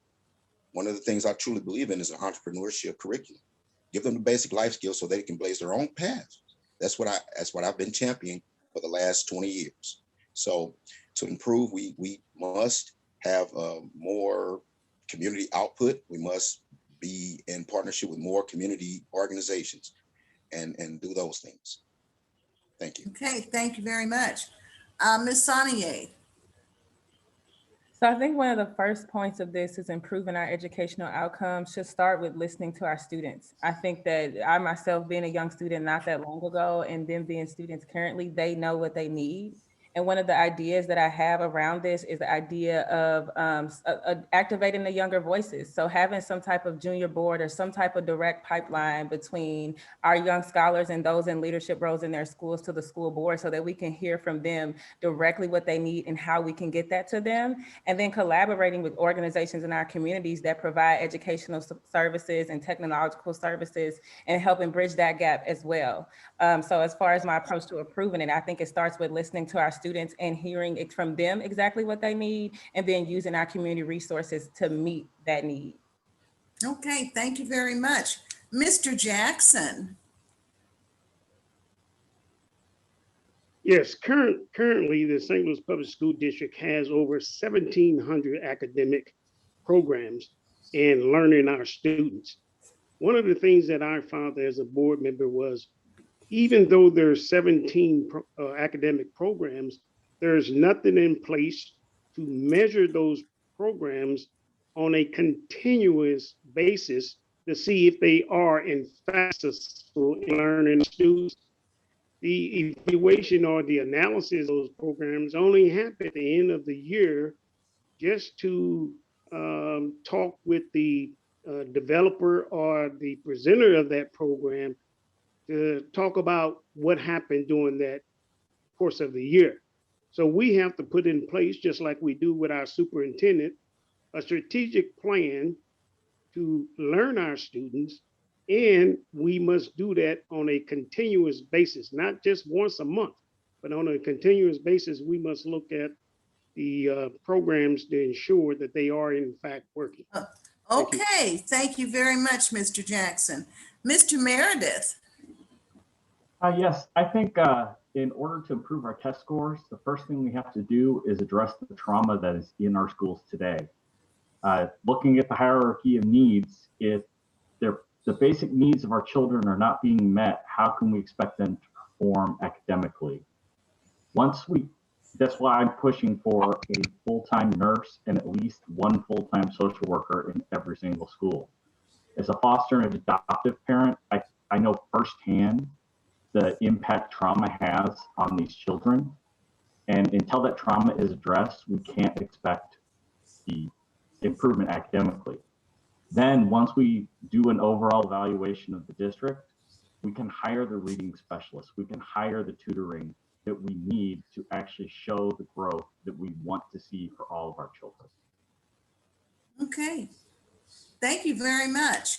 All right, so we're going to go ahead with the next question, and Dr. Quinones, you will we will ask you to answer that question first. Okay. From the questions that were submitted by the various stakeholder groups, there seemed to be a concern across the board about campaign funding. So here's the question. How is your campaign being funded? More specifically, have you accepted funds from Opportunity Trust or City Fund or from political action committees? Thank you for that question. No, I have not received any funds, nor will I receive any funds from any political party affiliates or any fund or PACs, none whatsoever. Everything is being contributed from my pocket, by my sweat, by my brow, everything. And my family has been very supportive. I thank everyone in the communities that our ministries serve that have reached out to want to volunteer their time. So absolutely, no, I have not taken any funds and will not. Thank you. Okay, thank you very much. Ms. Sonier. My campaign has been funded by the community, by friends, by family, by people I've worked with. I have not accepted any contributions from Opportunity Trust or from City Fund or anything like that. No. Okay, thank you very much. Mr. Jackson.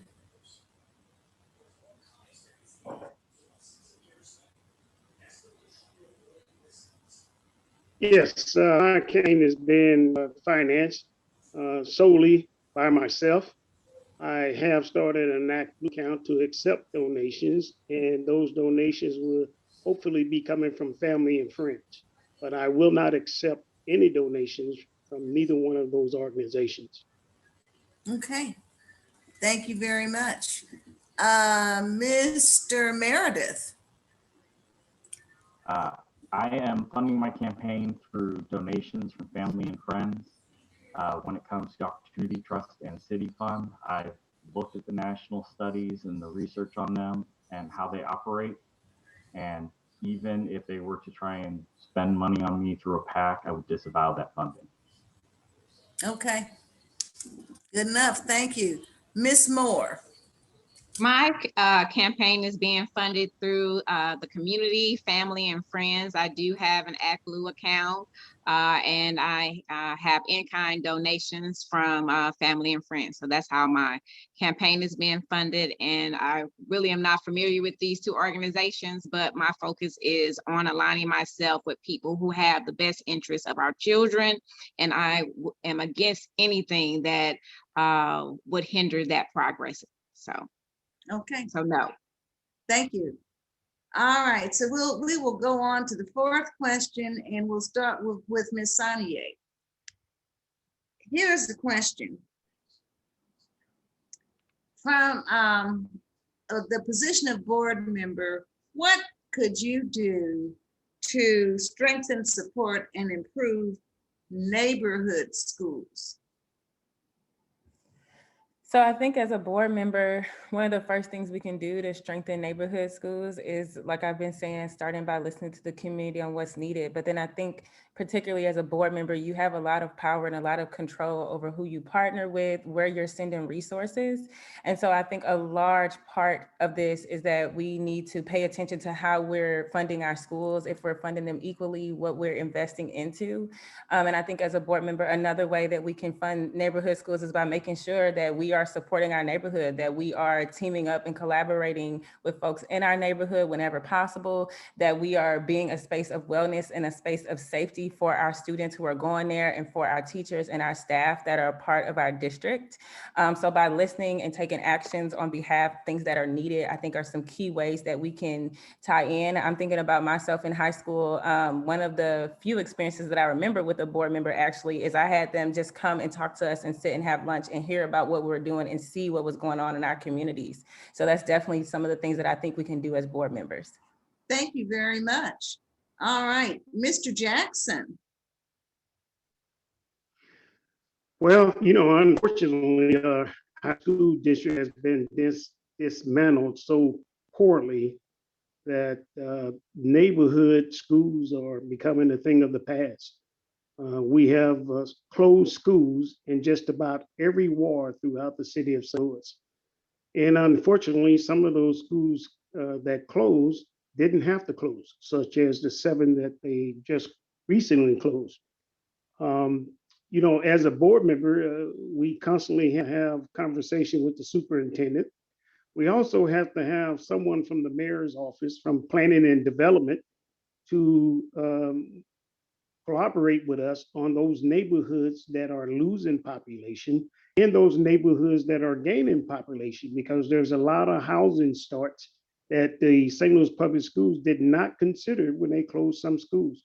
So we need to have the mayor as a partner with us to be able to function with the planning and development department of the city. Okay, thank you very much. Mr. Meredith. Yes, could you repeat the question? Sure. The question is, as a board member, what could you do to strengthen, support, and improve neighborhood schools?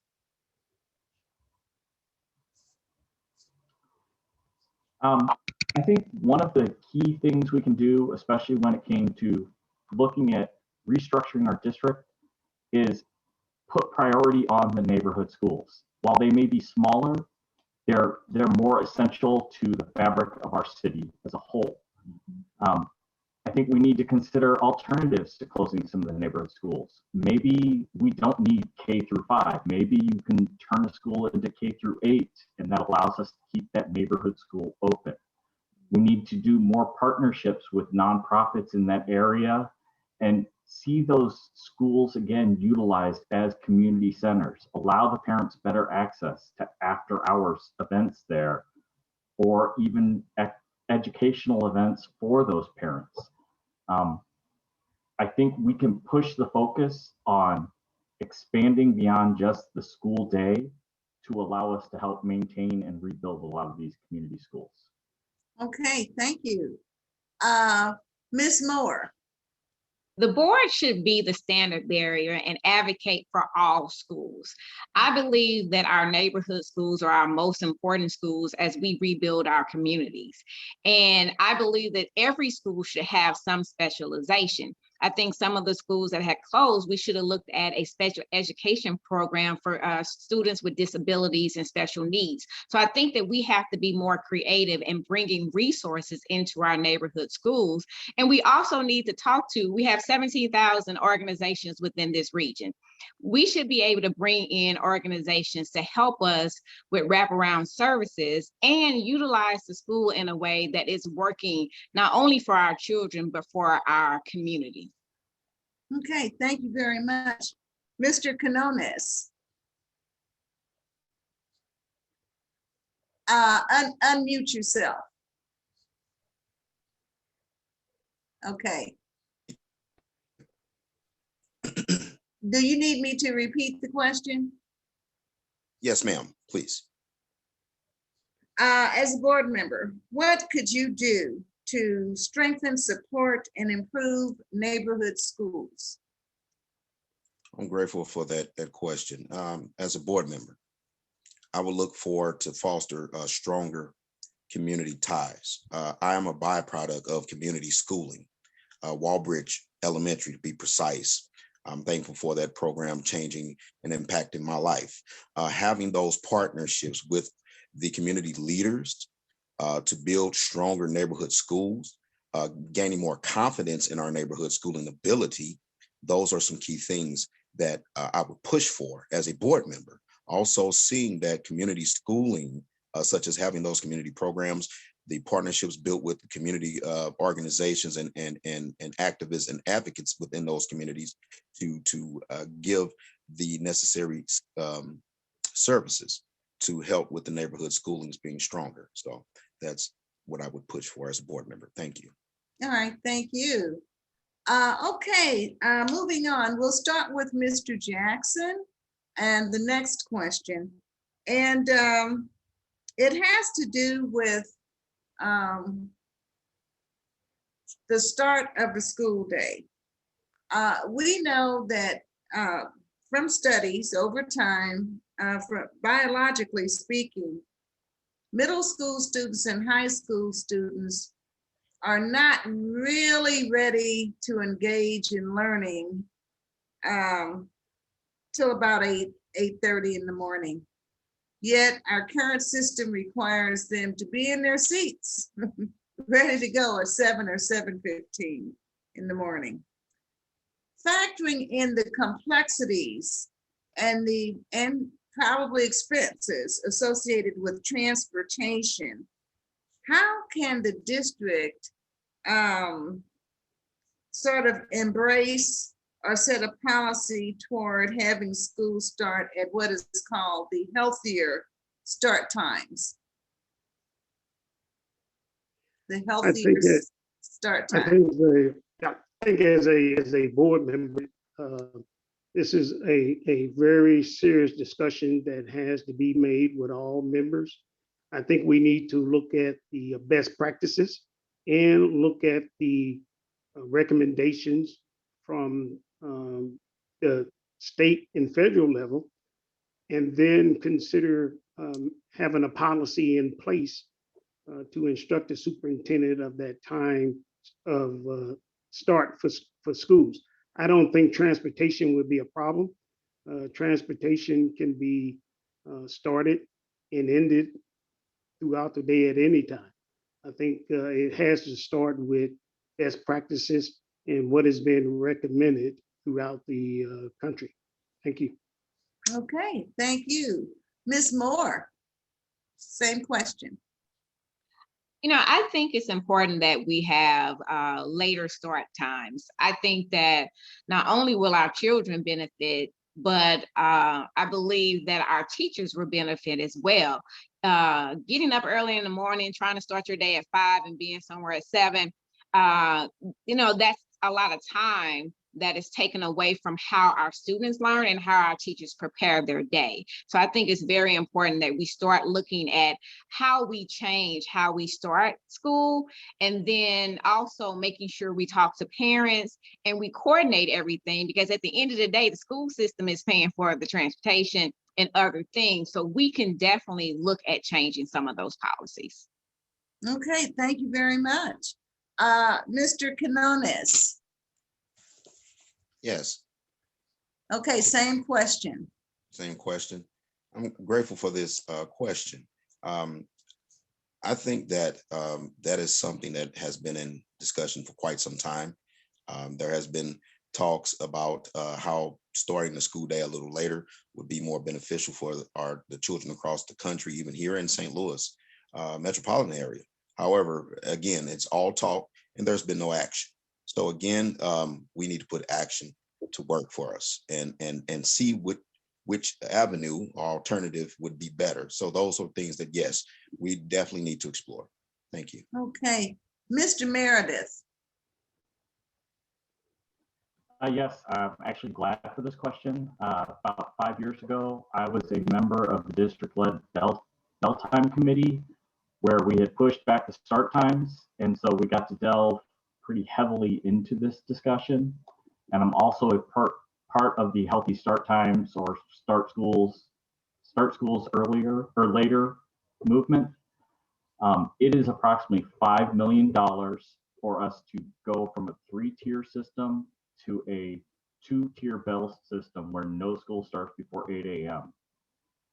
The reason it costs so much is simply because of how we have our district set up with all the magnet schools and the busing all across the district. I'd love to go more in depth on this. Obviously, I only have a minute. It's something I'm very passionate about, and it's something I think we have to make happen. You can't have high school kids catching buses at 5:30 in the morning and expecting them to have good grades. Okay, thank you very much. Ms. Sonier. So this is a question that I love, especially as a mental health advocate and a mental health person. So I think this question takes 2 approaches. So we know that as a system, it takes a while to make those changes. We need to be looking at our budgets. We need to be talking to our community and our students about the best time that works for them, given that a lot of them have already made arrangements around, and teachers, given that a lot of them have already made arrangements around our current times. But then also as individuals and as school board members, what we can do for an individual approach is if right away we can't start their start times, later on in the day around that 8 or 30 times, maybe what we can do is rearrange their schedules so they don't have to start with math class or English class or history class. They can start off with an art class or physical education class, something that will begin to stimulate their minds, which we know, for adolescents, a lot of stimulating their minds starts with stimulating their bodies, and then they're not having to jump into that academic mode and get a warm-up time before that starts for them. Okay, thank you very much. All right, we'll start with Mr. Meredith. What are your ideas for attracting and retaining teachers, good teachers for the St. Louis Public Schools? Thank you for that question. It's actually pretty near and dear to me as my daughter is finishing up her education degree at Truman State and hopes to teach in SLPS next year. I think first and foremost, we have to have competitive wages, but it's not just wages that will keep teachers here. We also have to show the teachers that we as a city and as a community are supportive of them and their needs. It means giving them more freedom to make adjustments to the school. Not every school operates the same way. You have to allow some differences in how each school functions. It's all about support for the teachers. And if they feel that support and they can get the pay that's equivalent to the county districts, I think we'll be able to retain the teachers that we want teaching our students. Okay, thank you very much. Ms. Moore. I think that we first need to get with the city of St. Louis. We know that right now that we're losing population. And for some individuals specifically, African Americans, St. Louis is not an attractive place to them. So we need to make sure that we're building a brand and that we're telling our own story. A lot of times the school district allows the media to tell our story. So we need to make sure that we are educating people about the school district and what it has to offer. Yes, we need to increase pay, so we need to be looking at ways to do that. But I also think that we need to make sure that teachers know that they can be creative and innovative and give them the tools, resources, and training that they need. So they need to know what they're getting in, up front to make sure that they want to be a part of our school system. And I think that we need to work with colleges and universities to help attract those teachers. Okay, thank you. Dr. Quinones. Yes. Yeah. So what are your ideas and thoughts about how to attract and retain good teachers? Thank you for asking that question. I am a product of the teacher recruitment that was done in the mid-90s. As a grad student at the University of Missouri St. Louis, I was recruited. Even though my background was a little different from being an overall educator at the time, I was still currently employed in the district as a long-term sub. So seeing a lot of that, how it transpired, a lot of people leaving the district, I was one of them that actually stayed with a handful of others. But the best thing to do is to have a thorough process to see who is going to be committed to being there and being a part of the district and building on something new. And I would like to see that implemented. Thank you. Okay, thank you. Ms. Sonier. So I think this is a double fold session. First and foremost, we have to put our money where our mouth is. You know, teachers are teaching to make a living, so we have to make sure that we are supporting them in making a livelihood and showing the way that we value them, that that's in line and aligned with their compensation. And then I think too, we have to create holistic conditions where teachers can actually be teachers, where they don't have to play 5 and 6 roles. They can focus on actually educating the students. So this is where having things like social workers in your schools, having other services available so that the teacher can actually focus on educating them and playing their role. And then I think thirdly, the way that we attract teachers is by making sure that we're supporting them in their own growth and their own innovation. So maybe we should look at how we can support them attending conferences, how we can support them hearing about talking, connecting and collaborating with other teachers. Maybe sick time can also be used for something like mental health days and things like that. Having a more innovative approach so that they're being paid well, they're being supported to do their job, and that it's okay for them to take a deep breath and relax when necessary, and that's not something they'll be penalized for. Okay, thank you very much. Mr. Jackson. Yes, back in 2007, when I was first elected to the board, I developed a strategic plan that I called the 3 R's for teachers, which was recruitment, reward, and retain. I found out by speaking to many teachers, not only here in the St. Louis School District, but other school districts, it's not the money that keeps them in the school district. It's because they love what they do and they love their kids. I used to have teachers when I went to their retirement ceremonies, they cried because they didn't want to retire, but they had to retire. Why? Because they was not getting the support and resources they needed from the administration. So that's the first thing. We have to ensure that we give teachers the support, the understanding, and the resources that they need to teach our kids. Thank you. Okay, thank you. Moving on to the next question. This might be the last question. I'll see if we can squeeze in maybe another one. How would you go about holding district officials accountable for making the necessary improvements so that students, staff, and the community really benefit?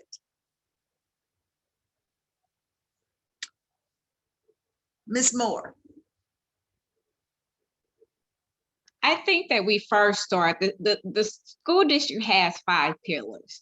And one of those pillars is the relationship with the community and the students, and making sure that there is no biases, making sure that the reading levels are at a high school, and making sure we have excellent schools. So first, I would make sure that we're meeting those indicators. And if we're not, I need to understand why we're not meeting those expectations that we've set for ourselves. And then we need to make sure that we're holding the superintendent accountable, and that he is really being active within the schools to ensure that the teachers have the resources that they need to be successful, and that he's building a relationship with the community, so that if we don't have the resources, how do we get them, and to make sure that we have the wraparound services to meet those standards. Okay, thank you very much. Dr. Quinones. Yes. Yes. Okay. I'm sorry. Go ahead. No, please repeat the question. How would you hold district officials accountable for making the improvements that you would feel are necessary that would benefit students, staff, and the community? Well, one of the things I would definitely would love to see is to bring back the committee board that we had that worked in unison. We're talking about a oversight committee. We once had that, but we got away from it.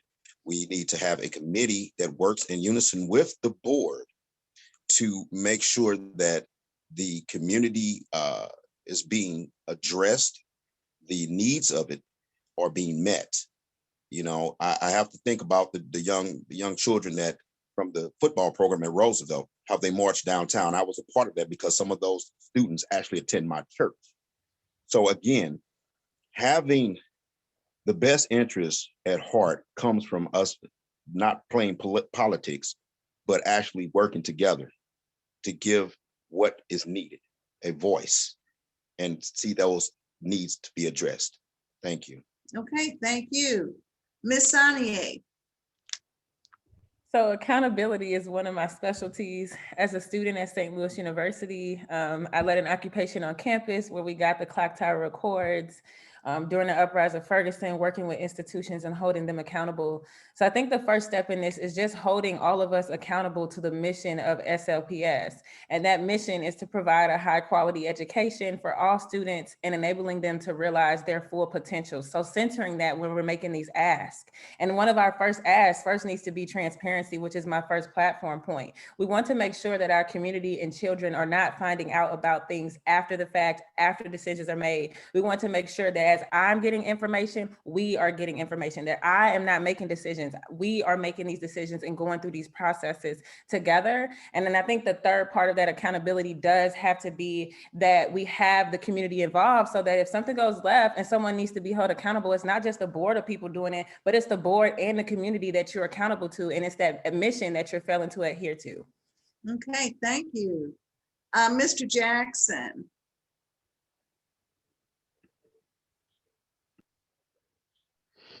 Yes, that's a pretty simple, straightforward question as well as answer. It's the superintendent. We hold the superintendent responsible for learning our children. He has been given a policy with a strategic plan. We have to ensure that strategic plan includes checks and balances and indicators that the programs are working. And if they're not working, or if they are, you hold the superintendent responsible. Okay, thank you. Mr. Meredith. Yes, that's the job of a school board member, is to hold the superintendent accountable for the directions he's been given.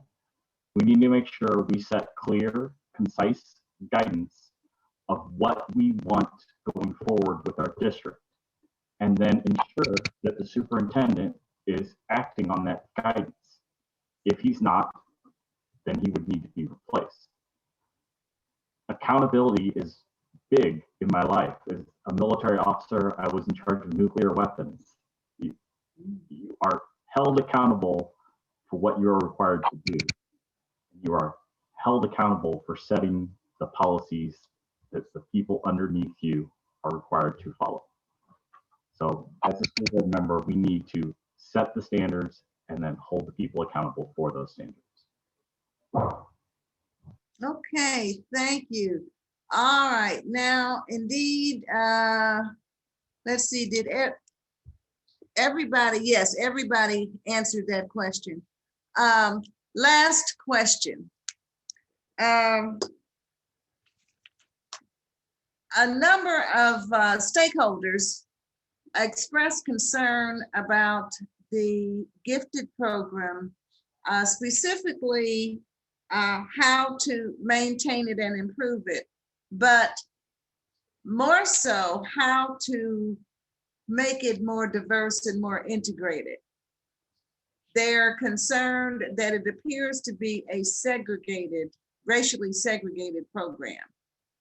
So what are your thoughts about how to address those concerns? So we will start with, let's see, who went first last time, Mr. I guess we'll start with Mr. Meredith.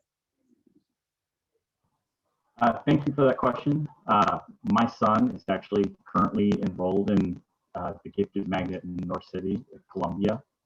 I think one of the ways we can do that is, besides changing the testing standards, which we all know are, you're really testing the parents, you're not testing the child when you're testing them at 3 and putting them in a room by themselves with someone. We can also change how parents are allowed to enroll in specific schools. There is no reason for Columbia to have dozens of openings in the gifted program when there is a waiting list at Mountain Crowder Kennard. You should be allowed to opt into the gifted program without any requirement that you can only go to one of certain schools. I think that would make a huge change, besides allowing better testing of children and actually going back to what is really gifted students, not just advanced students, which most of our programs right now are just advanced students, not just gifted. Okay, thank you very much. Ms. Moore. You know, one of the pillars is fairness and equity for the St. Louis School District. And I definitely think that we need to be more fair and equitable in how we select our gifted students. But I also think that every school should have specialized programs and should have some type of, I don't want to call it gifted, but have an achievement goal. And all of our schools should be gifted, should be magnet schools. So because we need to change our expectation of our school system and how it is run. I think that we need to reimagine how we educate our children. How we learn is so different from when I even grew up. So we need to be more creative, and we need to make sure that all of our children are thriving regardless of what school they go to. Okay, thank you very much. Dr. Quinones. Yes. Can you please repeat that question? Yeah, there are concerns expressed by a number of stakeholders about the gifted program, specifically how to improve it, maintain it. But the most important concern has to do with the fact that it appears to be segregated. So what are your thoughts about how to address those concerns? Well, thank you for that question. You know what, when I think of gifted education, it has racism rooted in it. The first thing is we need to root out that thing, stop playing the political game of one side versus the other. Everyone is equal, no matter what race, creed, or color. Bottom line, has no place for politics. Each child develops at their own pace. We must be at our best, having our best interests to make sure that each child is treated equally and fairly. We've been fighting for this thing long enough. It's just time to get to work and make it equal. Okay. Thank you. Thank you. Ms. Sonier. Right, so I'm thinking of like my experiences being in school and going through gifted programs. I think the first step in this and what this question is really asking us to acknowledge is that racism in this fact. We know for a fact that even in majority Black schools, when you get to those gifted classes and the AP programs, that it tends to be majority white students in that class. And that's because of something that is engineered on a systematic level. So thinking of myself, one of the things that definitely could have helped is why, who's choosing who's getting tested to be in these gifted programs, and why isn't that testing happening for everybody at the same time period so that everybody has the same chance to get into these programs. And then secondly, I'm thinking of the ways that, particularly there's 4 dominant learning styles, and I am a writer type of learner. That is the best way that I learn. And I'm thinking of all the scholars, maybe they learn best through hearing, maybe they learn best through writing, maybe they're a kinesthetic learner. So what does it mean to be gifted, and why are we limited to just academic gifted? How can we identify the gifts in all of our students? And I'm also think as you go through that educational system and you get to the end, making sure that even the students that you're identifying as in those gifted programs, all of your scholars should be getting gifted treatment. All of your scholars should be getting equitable resources. Thank you. All right. And Mr. Jackson. I think it first must start with educating our parents what a gifted program is. I found over the years, and this has been a problem with the St. Louis Public Schools quite a while. And it's because I truly believe that some parents just don't understand what is a gifted program.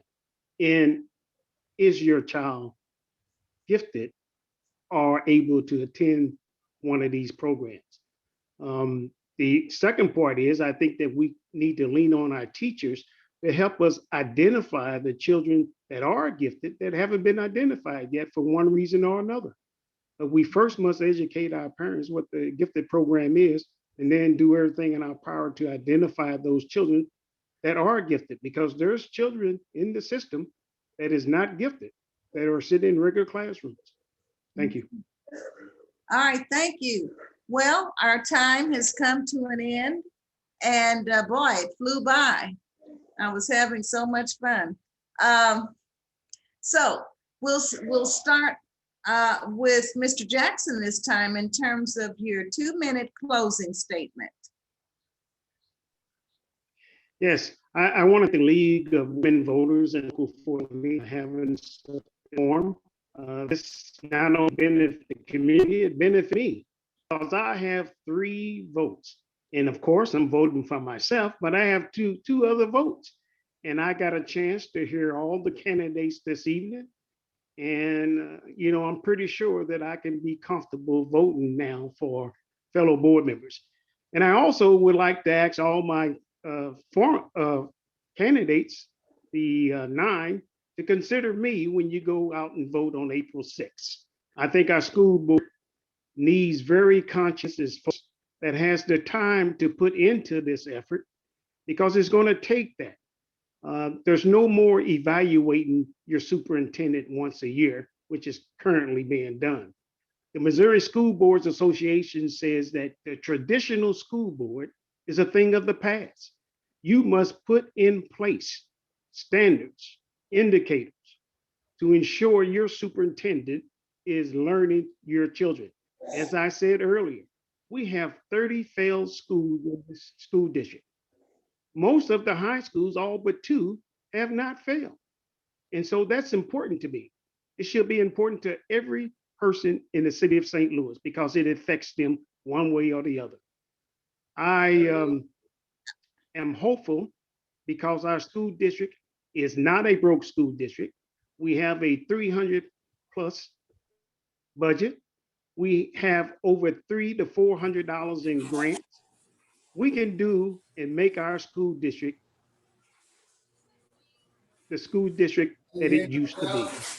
All it takes is a strong and conscientious board and the selection of a good superintendent. Okay. Thank you. Thank you.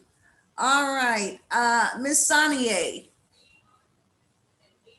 Yes, First of all, thank you so much to everyone at home right now who's taking the time to listen and tune in and be present for this conversation. I hope that we can continue this even once we have chosen our new board members. Thank you so much to the American Federation of Teachers of St. Louis, to Local 420, to the League of Women Voters, to those of you that have worked tirelessly behind the scenes to contact all of us and put this together. Thank you to my fellow colleagues for running and taking on something like this. If you want someone on your board who's going to make sure that we are as transparent as possible, if you want someone on your board who is going to ensure that we have as much community immersion as possible, and someone on your board who makes sure that we are nurturing and developing our scholars, not just academically, but personally and holistically, to make sure that on April 6th, you check that box for Alicia Sonier. I am so excited about all of the innovative change and all of the things that we can do and bring in the quality of education that our scholars can bring. And on April 6th, we all have the opportunity to do that. Okay, thank you very much. Dr. Quinones. Yes. Your closing statement.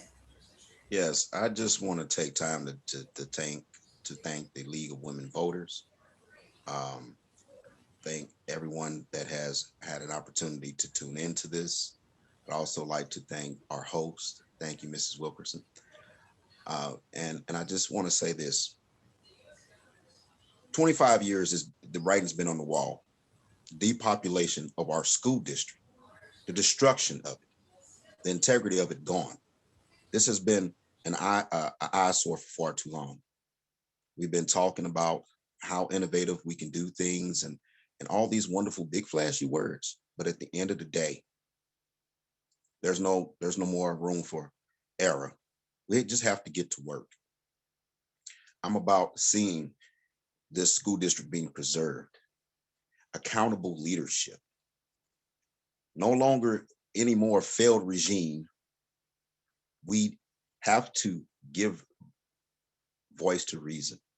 The communities, they need us.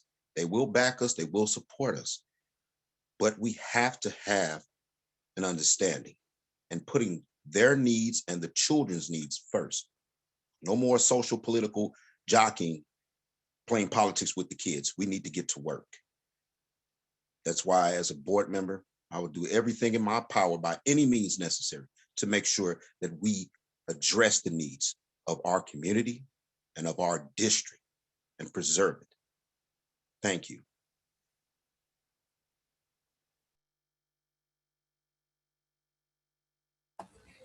Thank you very much. Ms. Moore. I want to thank everyone for hosting this important discussion about where our next direction would be for our school board. And I want to thank the voters for tuning in. I'm asking for your vote because I know this work will not be easy, but I've never been one to shy away from adversity or challenges. I have a proven track record of rebuilding communities, working with our young people, and getting things done. I believe that it will take all of us, and one of the things that we need to do is make sure that we have a strong plan to move forward. And that includes the community, children, parents, educators, the union, and the city.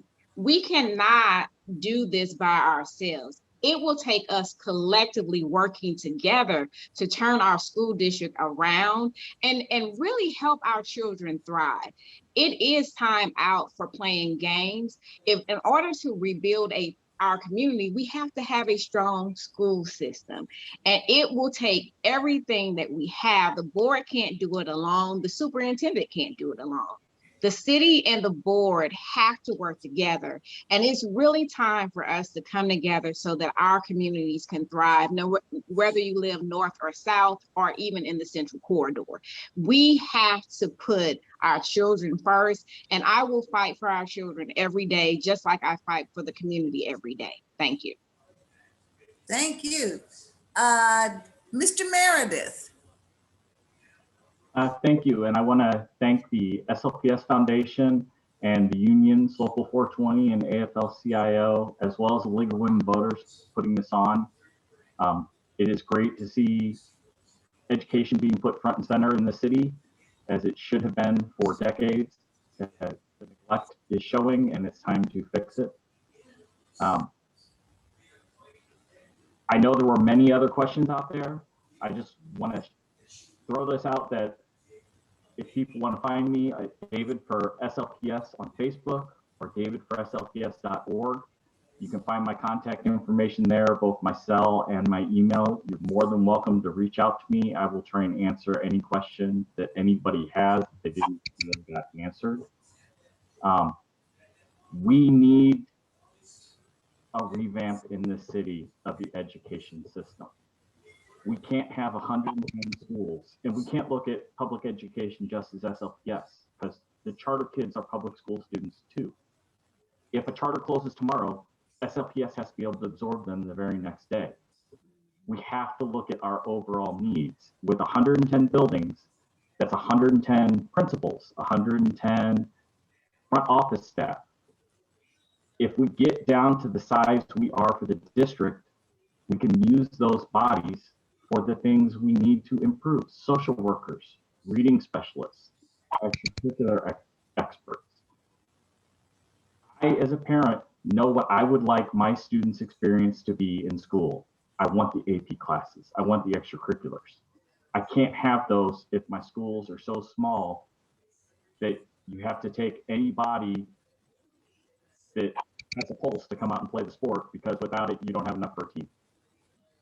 So thank you again for everybody, and thank you for the discussion. And I have to decide who else I'm going to vote for as well tonight. Okay. Thank you. All right, thank you, everybody. Thank you, candidates, for being willing to serve. We really appreciate it. And I want to say on behalf of the League of Women Voters, it's just been a real pleasure working with Jane of the St. Louis Public Schools Foundation and Mr. Byron Clemens of the AFT Local 420. Thank Ms. you Donna. all for being with us tonight and for sticking with us, because we had so many wonderful people to hear from. Thank you, candidates. Thank you, League of Women Voters, Louise, Wilkerson, and Yvette Cal for moderating. You can view this again in fast forward or slow-mo, whatever you prefer, by visiting the SLPS, www.slpsfoundation.org website. Also up there are bios of each candidate and statements. We look forward to the election on April 6th, and thank you again for your time. One other thing real quick. I must say thank you to Yvette Kell for serving as our timekeeper. And I really appreciate her help. Thank you. That's all. Thanks so much. Take care. Okay. Blessings to everyone.